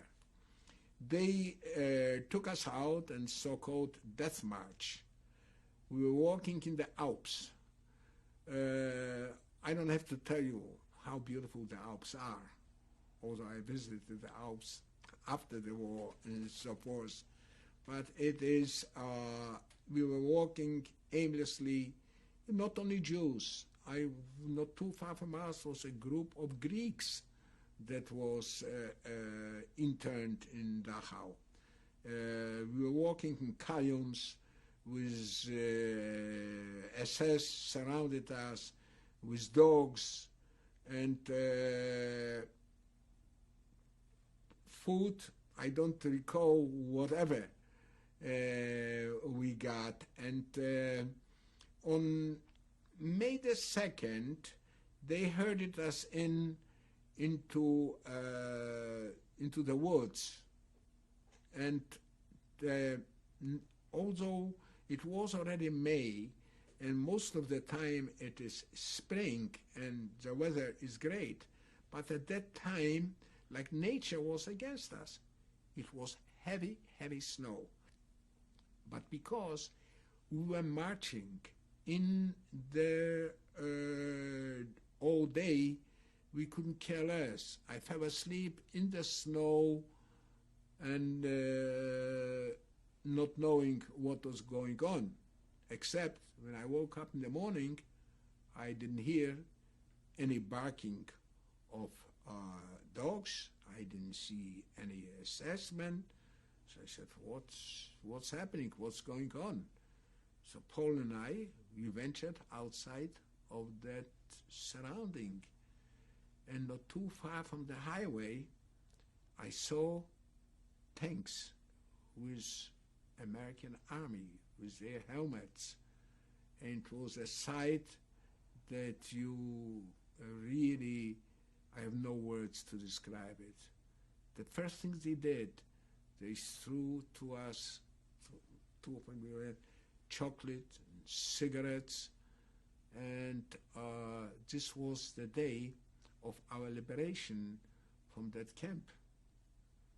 At that point in time, I didn't waste much time. We went in because it was not too far from a main city where we got liberated, although I think it was around the area of Bartels, because we were wandering in the Alps aimlessly without knowing where, what, and we went into the city of Munich, big city, and where I remained from May the 2nd to December of 49. And about that period of time in my life, I can tell you a few things. To start off, we organized a Jewish, I recall it was on Meerstrasse, a Jewish organization, where we were the first thought, right after the liberation, were to see who survived, what was happening. So with Paul, we both survived. He wanted to know the first thing about his wife, Lisa. So we decided that he's going to go back to Poland, and I will stay put in Munich, so we have an anchor in case, because the rumors were flying, because they saw this person, that person, and so forth. At least we had a certain address where we could, communicate. I remember it was Georgenstrasse 79 in Munich, and he went to Poland. And sure enough, without going really into details and so forth, how she survived. She was also from Kaunas. They shipped them all also to Stutthof, and how she survived Stutthof and typhoid fever after the war, and he was able to find her in Warsaw, and they came back to Munich. So there were three of us. What was it like to be reunited with Lisa in Munich? It was fantastic. I can tell you a wonderful, wonderful experience to, that at least we knew that somebody, from close family is survived. I want to tell you that the first days after the war, many, many people died. And they died only because of they were hungry, and they ate too much, and that killed them. You had to be, disciplined about it, even you were. As for instance, I know when it comes to Yom Kippur, which I do fast on Yom Kippur, and after a fast, however, always proceed very, very slowly. It's the nature to see, not to be uncomfortable. So many people perished because of that. And while I was in Munich, from nowhere, so to speak, appeared on the horizon a relative of mine, a chaplain, and he was a high-ranking officer in the American Army. And he was, I guess, an advisor to General Lucius Clay, who was the head of the American zone occupied forces. and he looked us up. I think he got word from my sister, and he had also a relative in Tel Aviv, Israel. And he helped me how I got into working for the military government. At that time, I was, in 1948,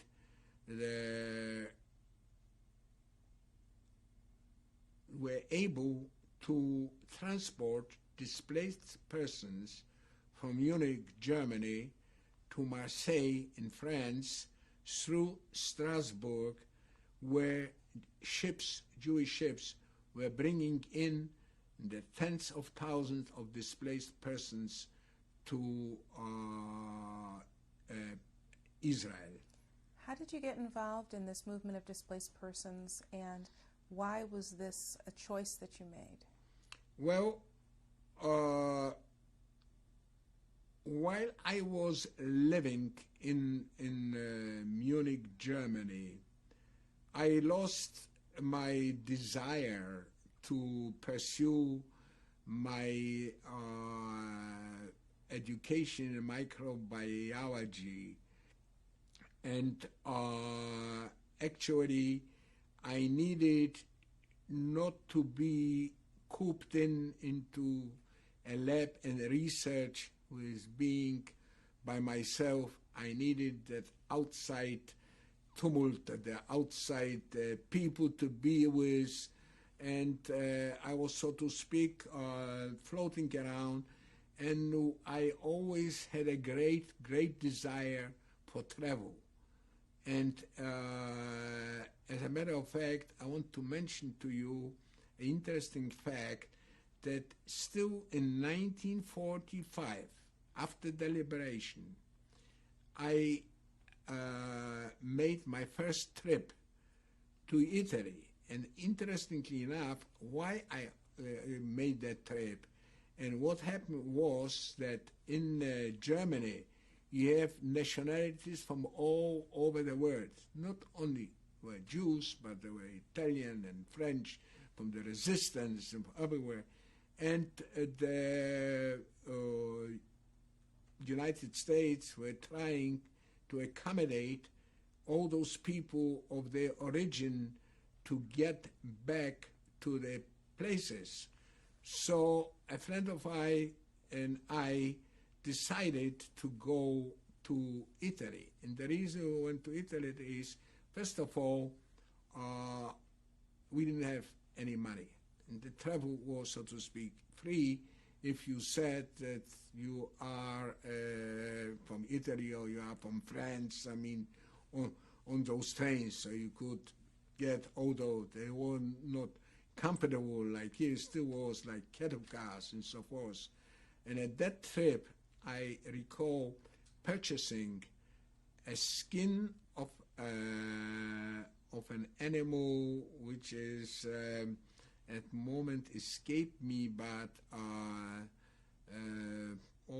fuchs or anyway, it was an animal and only one skin, and I purchased it for $10, and they told me that you can get a fortune in Italy. So I said, why not? So particularly in Seesaw we went, and we traveled from Munich through the Alps, the Brenner Pass, I recall it. And our first city was Modena. Modena is the birthplace of Pavarotti, as you probably know. And I was sleeping on a railroad station, and the nuns at that time were feeding us. And food was fabulous. There were cheese and bread and beautiful grapes, but you were able to stay only 3 days over there. After 3 days, the new transport were coming in. They said you had to leave. So where did we go? We went to, next to the station was a little park or whatever, on the benches, and I covered with newspaper like homeless people, you know. We stayed, and then we decided to go from Modena to Milano, because Milano, you know, where La Scala is, that city had very, you know, it was a big and influential city. He said you'll be able to sell it over there. But while there, I did find out that the best price probably you'll get in Rome. So we hopped the train again. Not we hopped. I mean, it was a little bit more organized, and conductors were coming on a train, and we didn't have any tickets, and that conductor wanted to throw us off. But at that time, the Italian people found out that we are Poles, and the Polish people paid a very big price in blood in one of the Monte Cassino, where there was a big battle. So they almost threw the conductor off the train and protected us, and we made it to Rome. And I should have sold that skin for close to 100 hours, and this was like, you would say today, $1 million. And the first thing I did, I went to see an opera in Rome, and then backtracked back to Munich. So travel was always, I loved it. This brings me back when I got that opportunity from the chaplain to go and accompany it as a medical aid on those transports. I grabbed that opportunity. They were issuing me military orders, and we left Munich with transport 2,000, 1,200, 1,000, and for 1 week, and I had orders. No French police could touch me because I had those military orders. And we were in Strasbourg. It was the border between Germany and Russia. And I will never forget how we were able to drink and eat with those French gendarmes, to let go and not check the trains, because there were a lot of things that were not exactly people were trying to Israel. And we had a fabulous time, and then I came to Marseille, a port city, and I'll never forget the first time I saw a Jewish ship with a Star of David, and I drank a cup of coffee. It almost brought tears to my eyes. We did live to see the vision of Theodor Herzl of creating of the state of Israel. And this was beautiful. So how many years did you work with displaced persons, and then what happened? Then, in the meantime, I worked in 48 and 49. In the meantime, in 49, my brother-in-law and my sister Lisa, they had some relatives in the United States, and they decided to go to the United States. And at that time, they had a little girl, Hannah, and I was very, very much attached to her, because they don't find out nobody else survived. They were just, the remnants of that family. So although my heart was always in Israel, I made a decision to join them, to go to the United States instead of Israel. Also, I wanted to backtrack that while I was in Germany, and when this cousin, he at one time took a high-ranking American delegation of officers, just a few of them, to, at that time, Israel. It was Palestine, and I was able to join him on that trip, and we had an audience with the first president, Chaim Weizmann, at Rehovot, and we had an audience with his wife, Vera, and I was able to travel on a road at that time in Israel that's not existing anymore. And this is that the road, escaped me. Anyway, it was a very important road. And so I decided also to go to the United States because of my brother and sister-in-law. And I went in December of '49 on the Liberty ship, the 10,000 vessels that transported army during the war. General Hahn from Germany, it was Hamburg, Hamburg, port to United States. That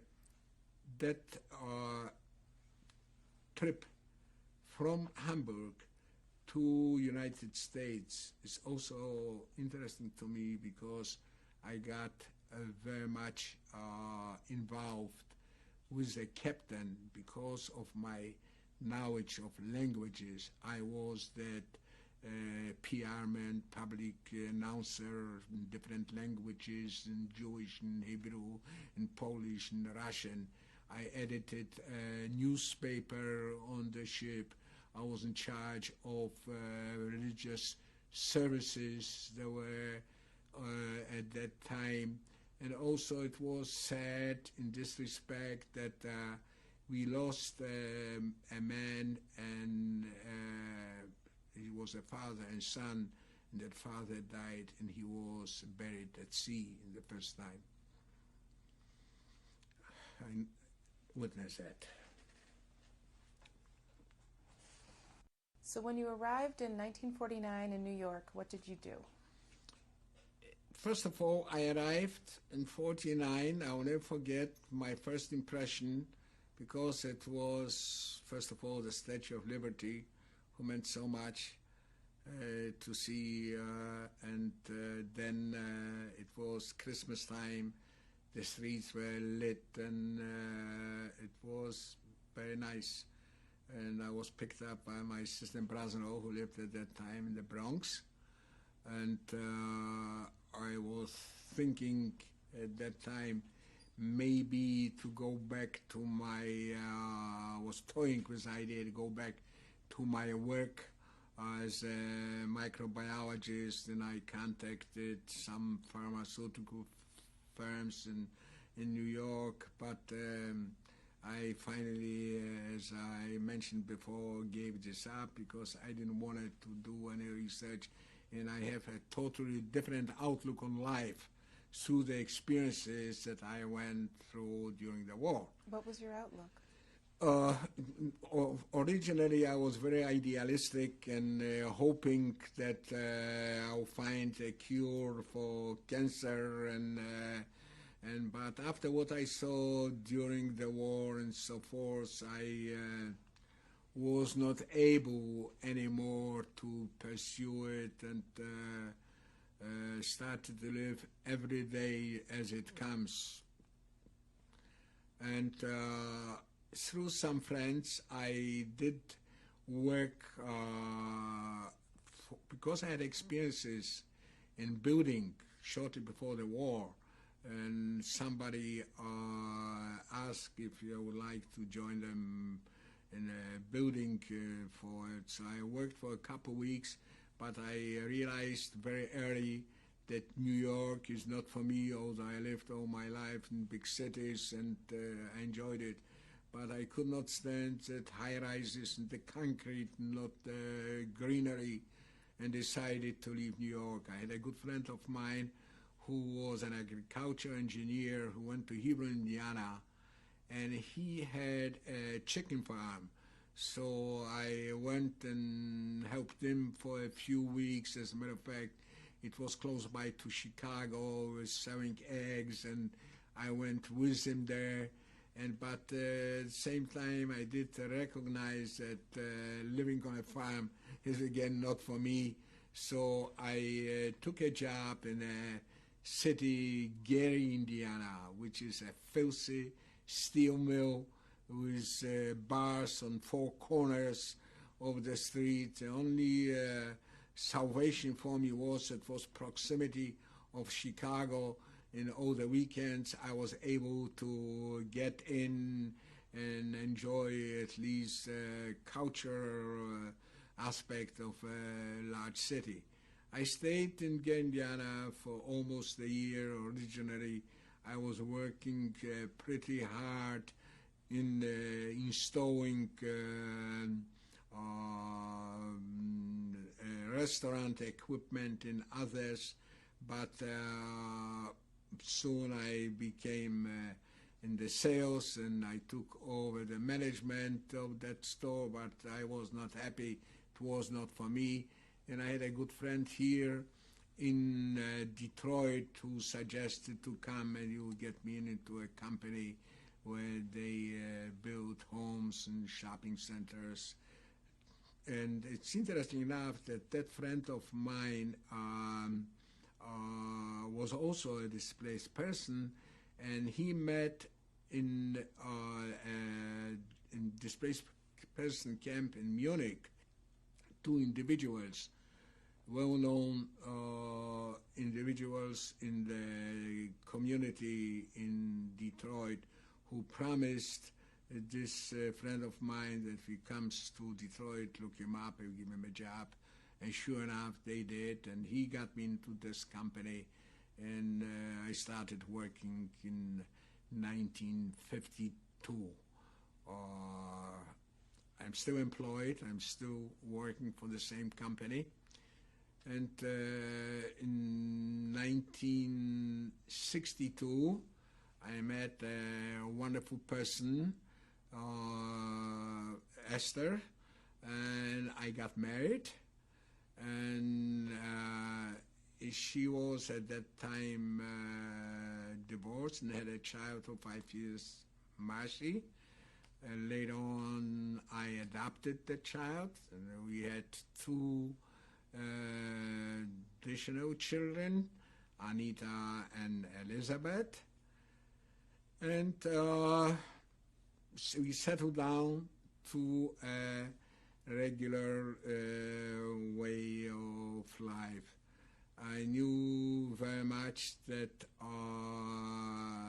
education was very important, and I sent my kids to Hillel Day School, and also they are, all of them have college education, very accomplished in each one of them, and I am got involved with Hillel Day School and being on the board for many years.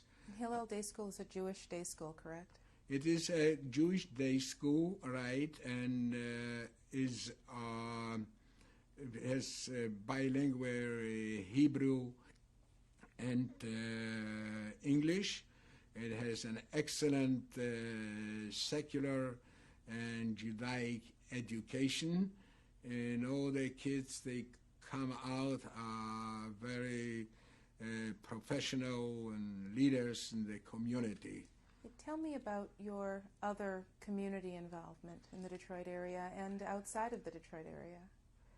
Well, I was, when my daughter Elizabeth was in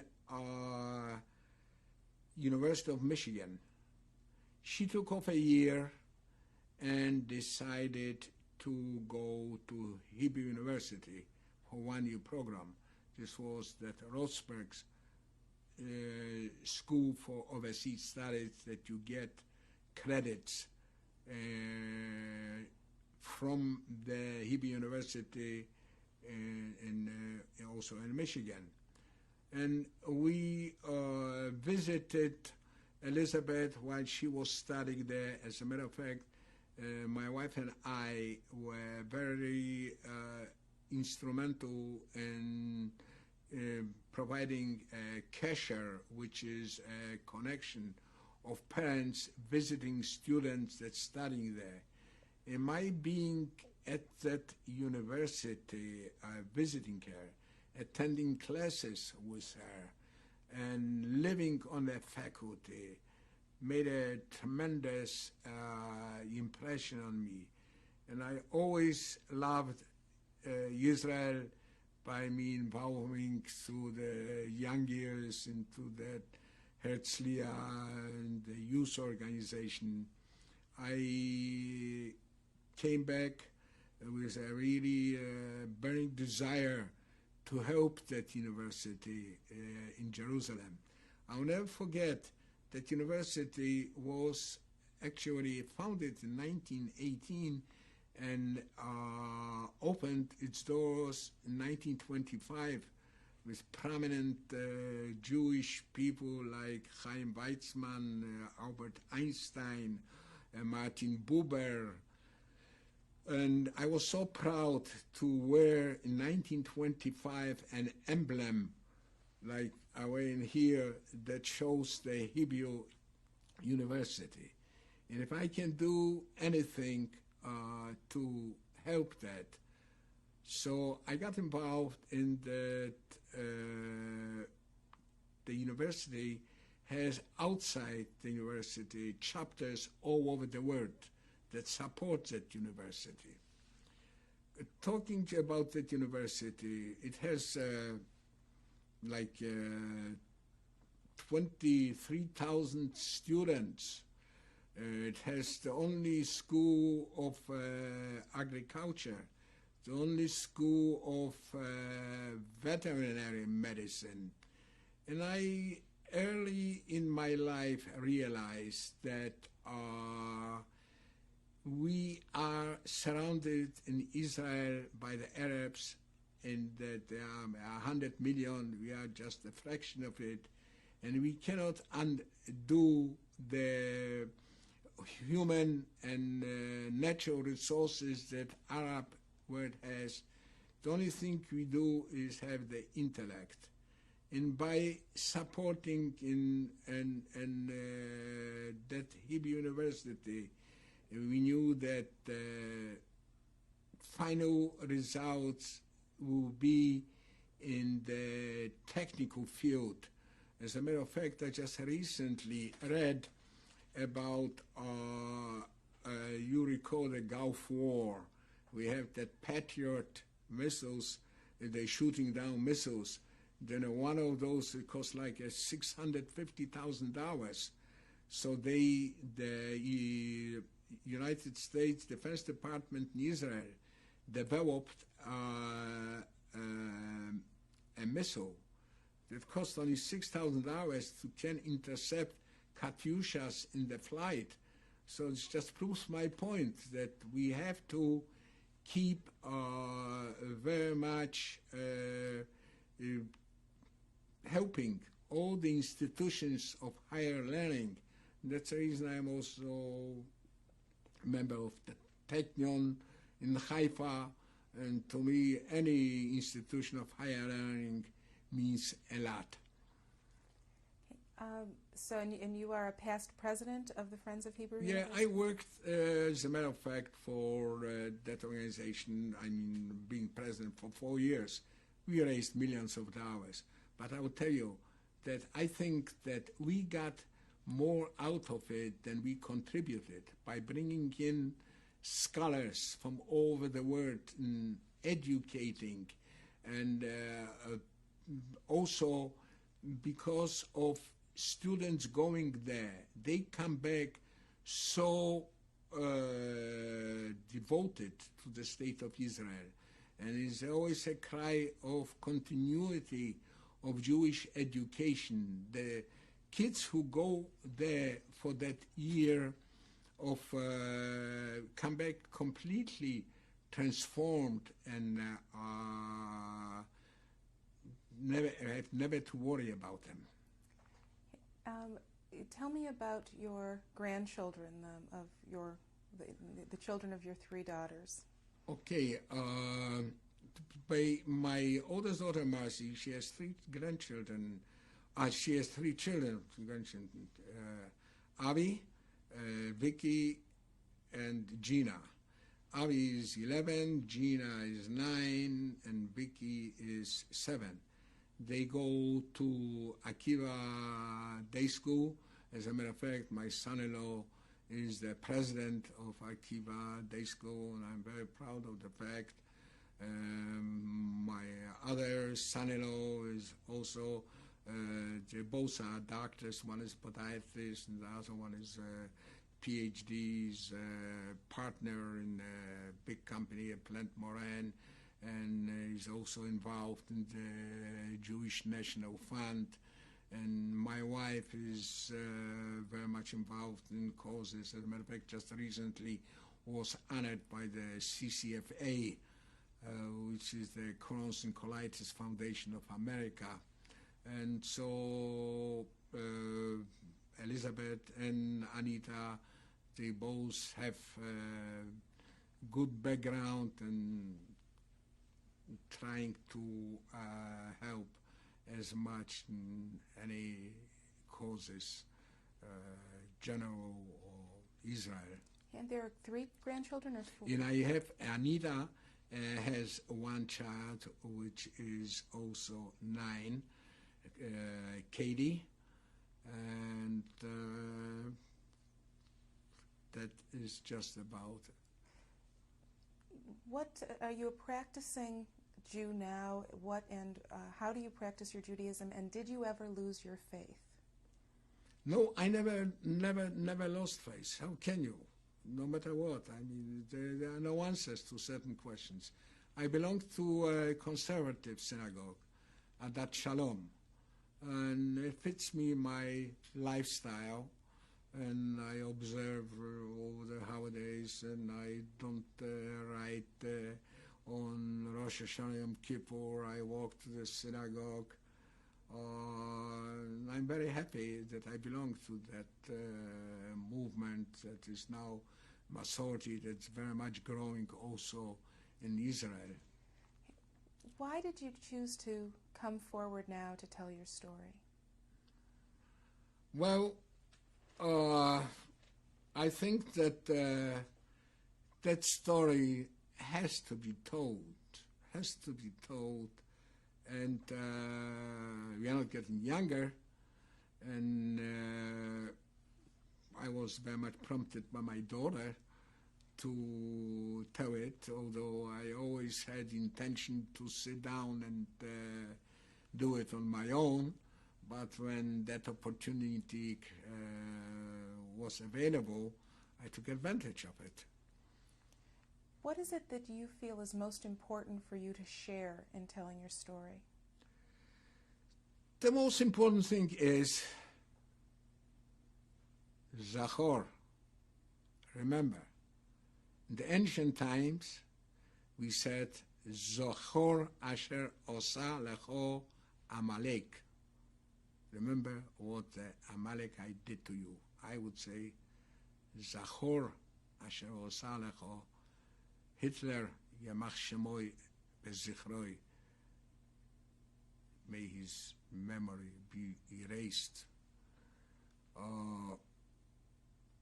By telling the story, and we hope that people will get educated and see what can happen, and hoping that it will never happen again. Is there a message you'd like to leave for your grandchildren and great-grandchildren and future generations? It's the only thing I can say, be mentioned, you know what that means, and be proud of being a Jew. Support the state of Israel, because I firmly believe that if we had a state of Israel during the Holocaust, I don't know, it would have taken a different course. Maybe not that many people would perish. What do you think did enable you to survive all of the experiences and all of the fear that you had through the period of the war years and just before? What enabled you to survive and to come out today as you are? Well, in first place, I think because I was single, number one, I had no baggage. Quite often, by being attached and trying to care for other people, it was a handicap. I was always very optimistic. And the rest, I think, is destiny. I know that you've had made many, many contributions in your life, and one that I know you're particularly proud of is your work with displaced persons. And talk to me about the meaning of that to you now. And I know that you have a particularly important passage. Well, you know that during the Musaf service, there is a passage which says and reads as follow. If I may quote you from it, it says, "Vekorev pezureinu mibein hagoyim unfutzoseinu kaneis miyakese oretz v'avienu letzion ircho berino v'Yerushalayim beit mikdashcha." Unite our scattered people, gather our dispersed from the ends of the earth. Lead us with song to Zion, your city, with everlasting joy to Jerusalem. It has so much a meaning this time of the year when we celebrate the 3000th anniversary of the city of Jerusalem. And why does that segment of the Musaf service have personal meaning to you with your life experience? Later on, I recognized that when I was working with the displaced person and bringing all those displaced persons from over the world, if I was in any small, insignificant way help to bring those people, I am happy about it. Hey, how does your experience in what you went through in Eastern Europe during the war years, does that affect who you are today? How does it change? How did it change who you are today?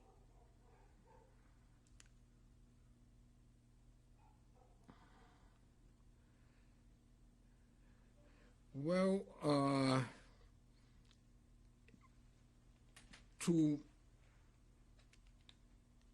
I know that the Jewish people went through many, many bad periods of time in their lives. There's all the different wars and pogroms that there were. I firmly believe that the destiny of Jewish people is that they will be in existence. Although so many different cultures and so forth disappeared, the Jewish people are still here. And so what about your experience has both taught you that, and how has it defined who you are?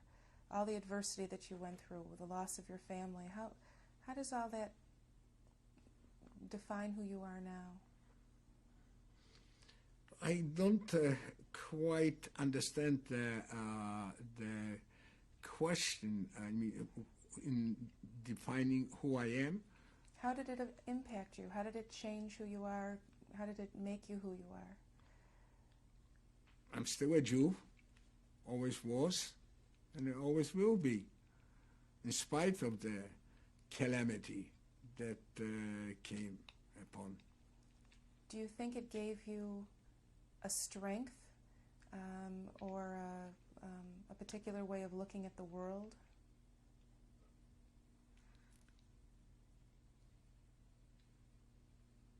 I think that there's always a strong feeling about a person and to survive and to keep on going in spite of certain adversities in life.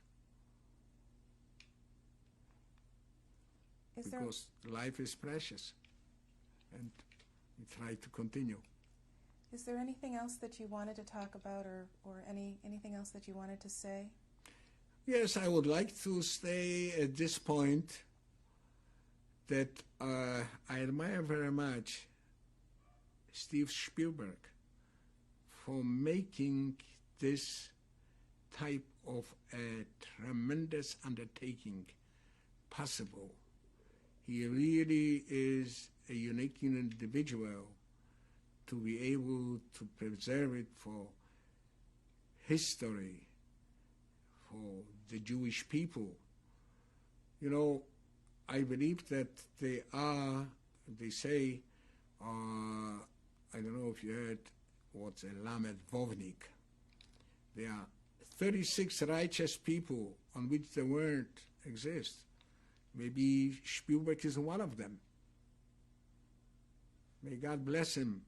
And he's doing a fabulous job in preserving, particularly that we are able to honor the memory of the people who cannot speak for themselves.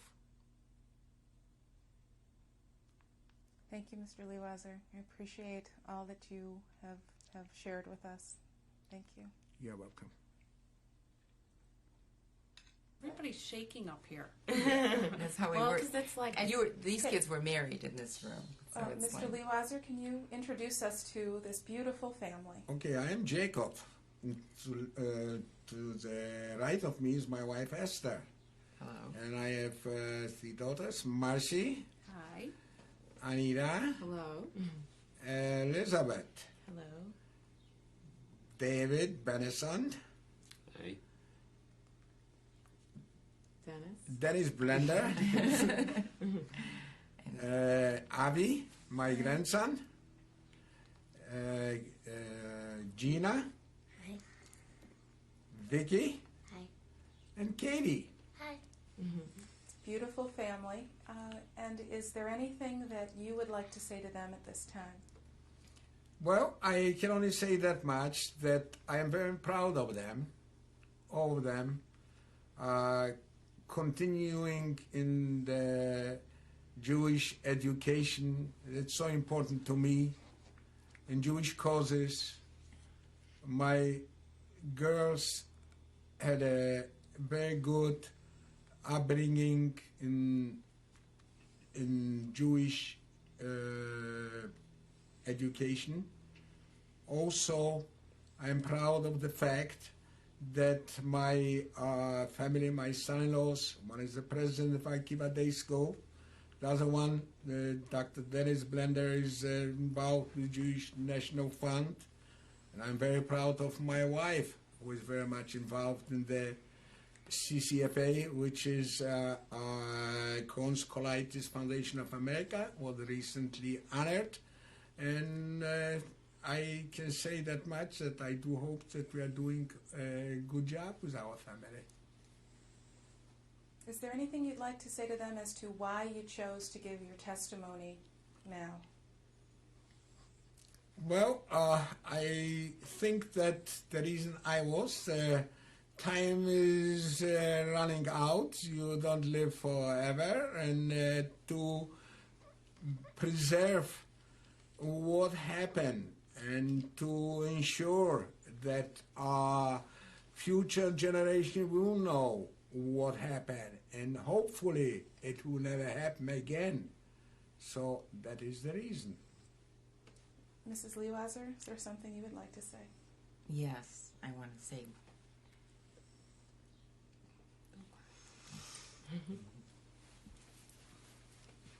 Thank you to my husband, because he helped lift a burden of silence, and in doing so created the comfort of sharing, and all of our family members do feel it, and it's an exquisitely pleasant feeling to know finally that this silence can be shared in a way that all of us share history, and that keeps us together, the sharing of our history. So I am grateful to him for Is there anything else that anyone would like to say at this time to your father, grandfather, father-in-law?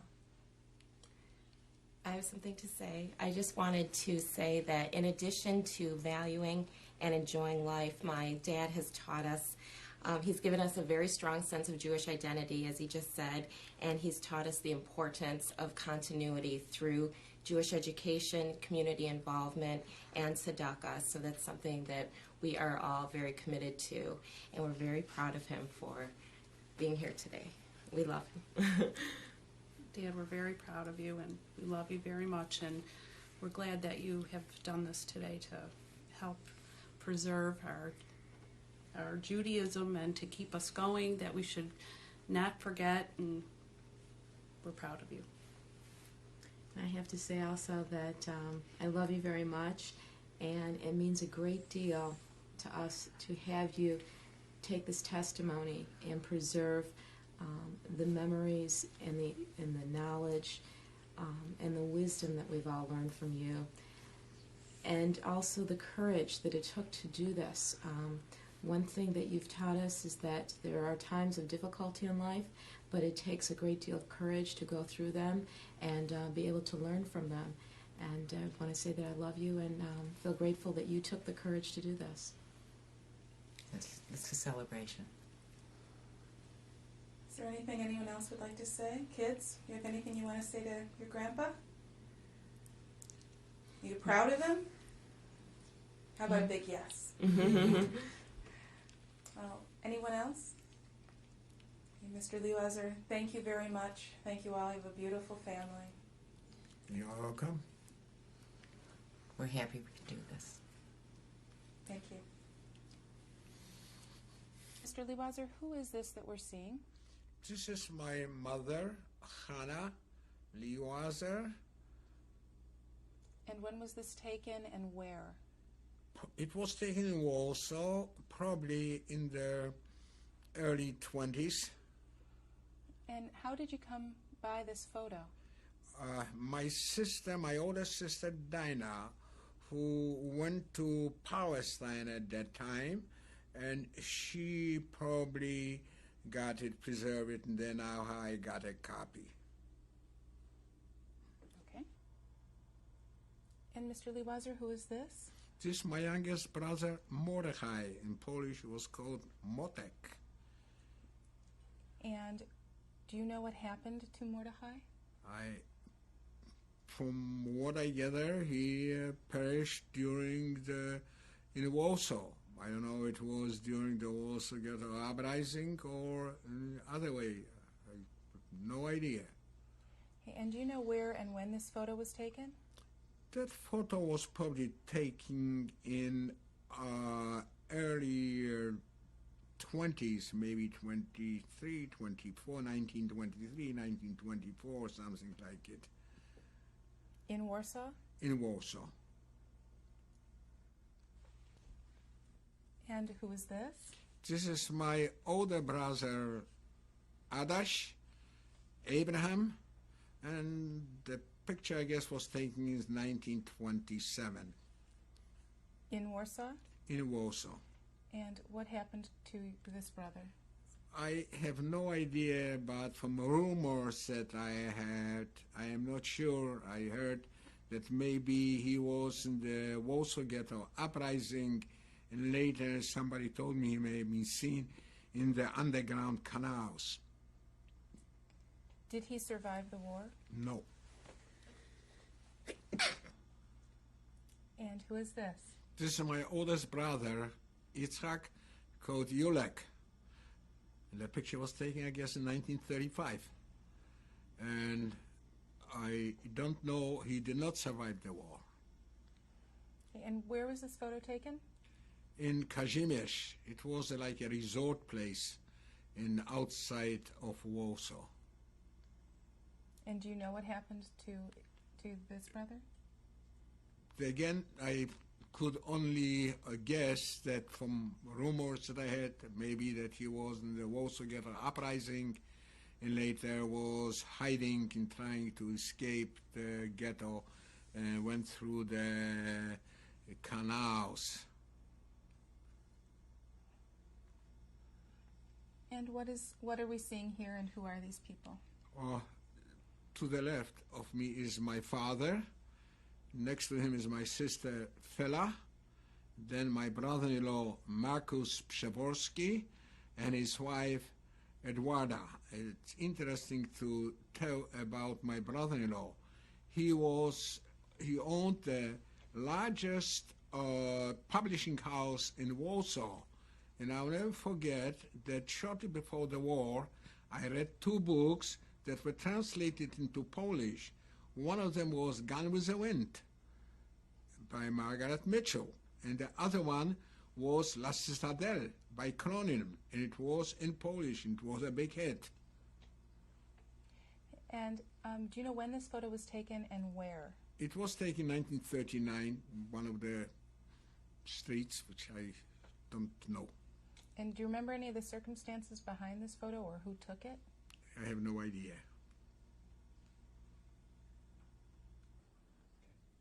And who are we seeing here, and at what event? This was a wedding of my sister Fela, who was married to Markus Przeworski, the owner of this publishing house that I mentioned before. And do you know when and where this was taken? It was taken in Warsaw, in our house, because all the weddings always took place in our house, and it was taken in 1938. Okay, and can you describe to us who these people are? And let's start with this person right there. This was my sister Edwarda, who was married to Adaś Zuckerman.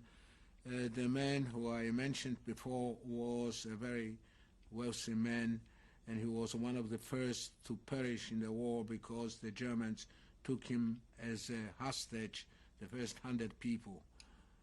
And above her to our right is my youngest sister, Lisa, who lives now in Santa Monica, California, and she survived the war with me. And next to her? Next to her, I am standing there. Next to me is my father, Zichrono Libracha. And down below is that little girl, Eljunia, who was the daughter of my sister Edwarda, and she perished together with my sister in the ghetto or any of the outside lagers, I don't know. Next to that little girl is my sister who got married, and next to her is her mother-in-law, Mrs. Przeworska. And in the background I see my grandmother, yes, my grandmother, and next I see also my brother and a cousin. That's all. Okay. And who are these people that we're seeing, and what do you remember about this photo? The photo was taken probably in 1930. This is a group of students at my high school, La Or, which means to light. And I am on a bottom to the right. There's now my high school friends, students. Do you remember anything about the circumstances of this photo? I know I cannot recall that. And who are these people? Those are 4 of my close friends from high school. And interestingly enough, I want to mention here about one of them who I mentioned in that interview about Henrik Lichtenstein, who for no reason whatsoever picked himself up and went to Australia and warned me how the war, when it will break out, I'll be sitting here on the beaches and enjoy life. And how, as they say, the Mensch tracht und Gott lacht, which means if the man is proposing and God disposing, or what happened to him was that after the war I was trying to contact him because I didn't have anybody and thought maybe to go to Australia. As a matter of fact, I did get the permit and so forth. And lo and behold, I did find out that he died of cancer, leaving a small child. So the fate of the people are so unknown that you thought he's doing such a wonderful thing, you will be able to survive the war, and then he passed away. And do you remember where or when this photo was taken? The photo was taken probably in 1929 or 1930 in the place called Ogród Krasiński, which is a little park In Warsaw? in Warsaw. And what is this a photo of? The photo is of a group of friends in the resort place of Miedzeszyn. Miedzeszyn spelled Miedzeszyn.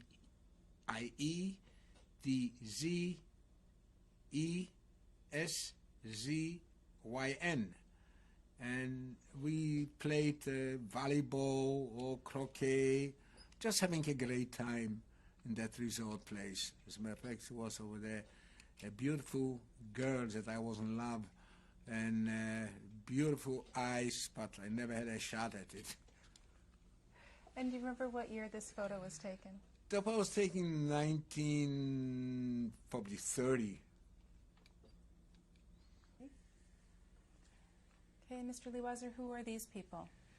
This is my sister and my niece, my sister Lisa, who survived the war. The picture was taken in 1947 in Germany. She holds in her hand my little niece Hannah, and that's her husband Paul, who survived the war. And it's Paul and Lisa who you were in hiding with in Białystok. That is correct. Okay, and Mr. Liwazer, what are we seeing here?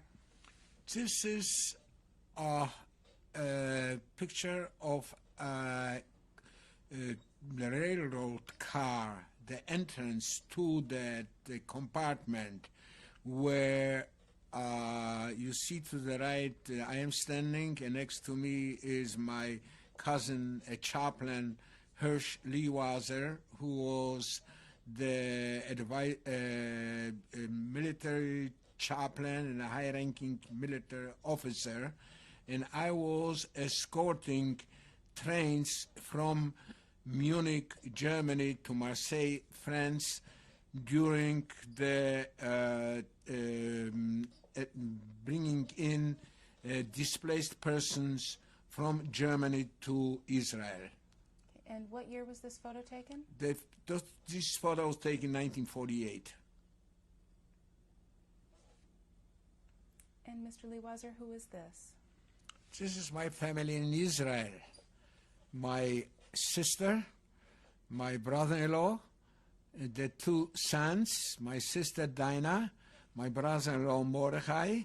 One son-in-law is Aaron, the other one is Abraham, and their two wives, which is Miriam and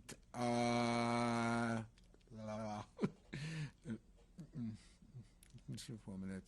Miriam and I forgot one name of the other wife's name. Anyway, it's an interesting story behind it, because they were the first one to leave Poland because of anti-Semitism before the war, and they settled in Israel, and they were very close friends with Menachem Begin. As a matter of fact, they belonged to the same little shul, and my brother-in-law was Baal Koreh, who was reading the Torah. And during my honeymoon, I went in 1962 to Israel, and I was in that shul and where Menachem Begin was. And what's mostly interesting is that they were always fighting against the British mandatory, and they belonged to the Irgun Tzvai Leumi, which is the Jewish National Army. And one of the sons who was interned by the British, and he broke out of the famous, well-known in history, outbreak of the jail in Akko outside of Haifa, and he escaped. My sister was very active in hiding all the people who were fighting the British. And this photo was taken in, 1959. and this is your sister, That's my sister. and This is my brother-in-law, and the two boys. and what is the name of your of the other wife? Aharon's wife is Malka, and Avremu's wife is Miriam.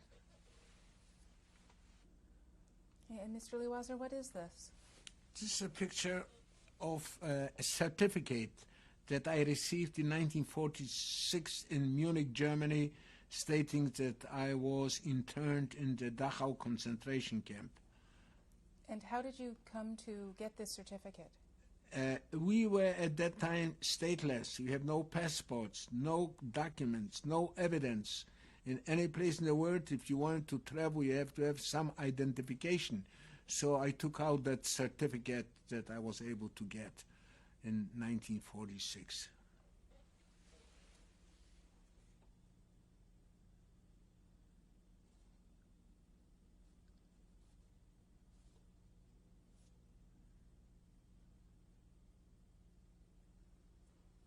Okay, and what is this we're seeing?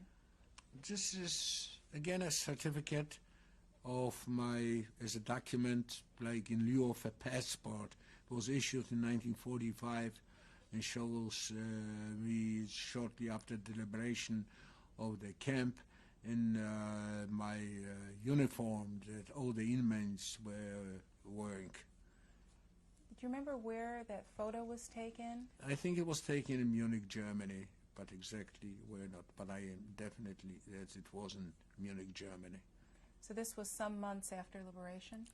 It was a couple months after liberation, right? Because I was liberated in May the 2nd, and I think this is in July of 45. And Mr. Liwazer, what is this?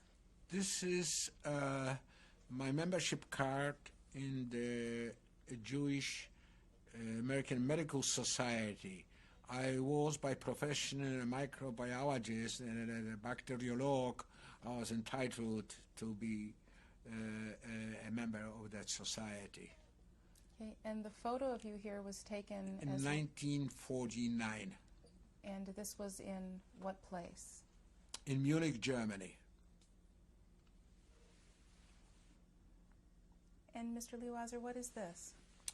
This is a document from the time I was involved in transporting displaced persons in a mass exodus from Munich, Germany, to Strasbourg, Marseille, and it was issued by the headquarters from a military post in Munich, Germany. It was issued in English and in French because I was traveling through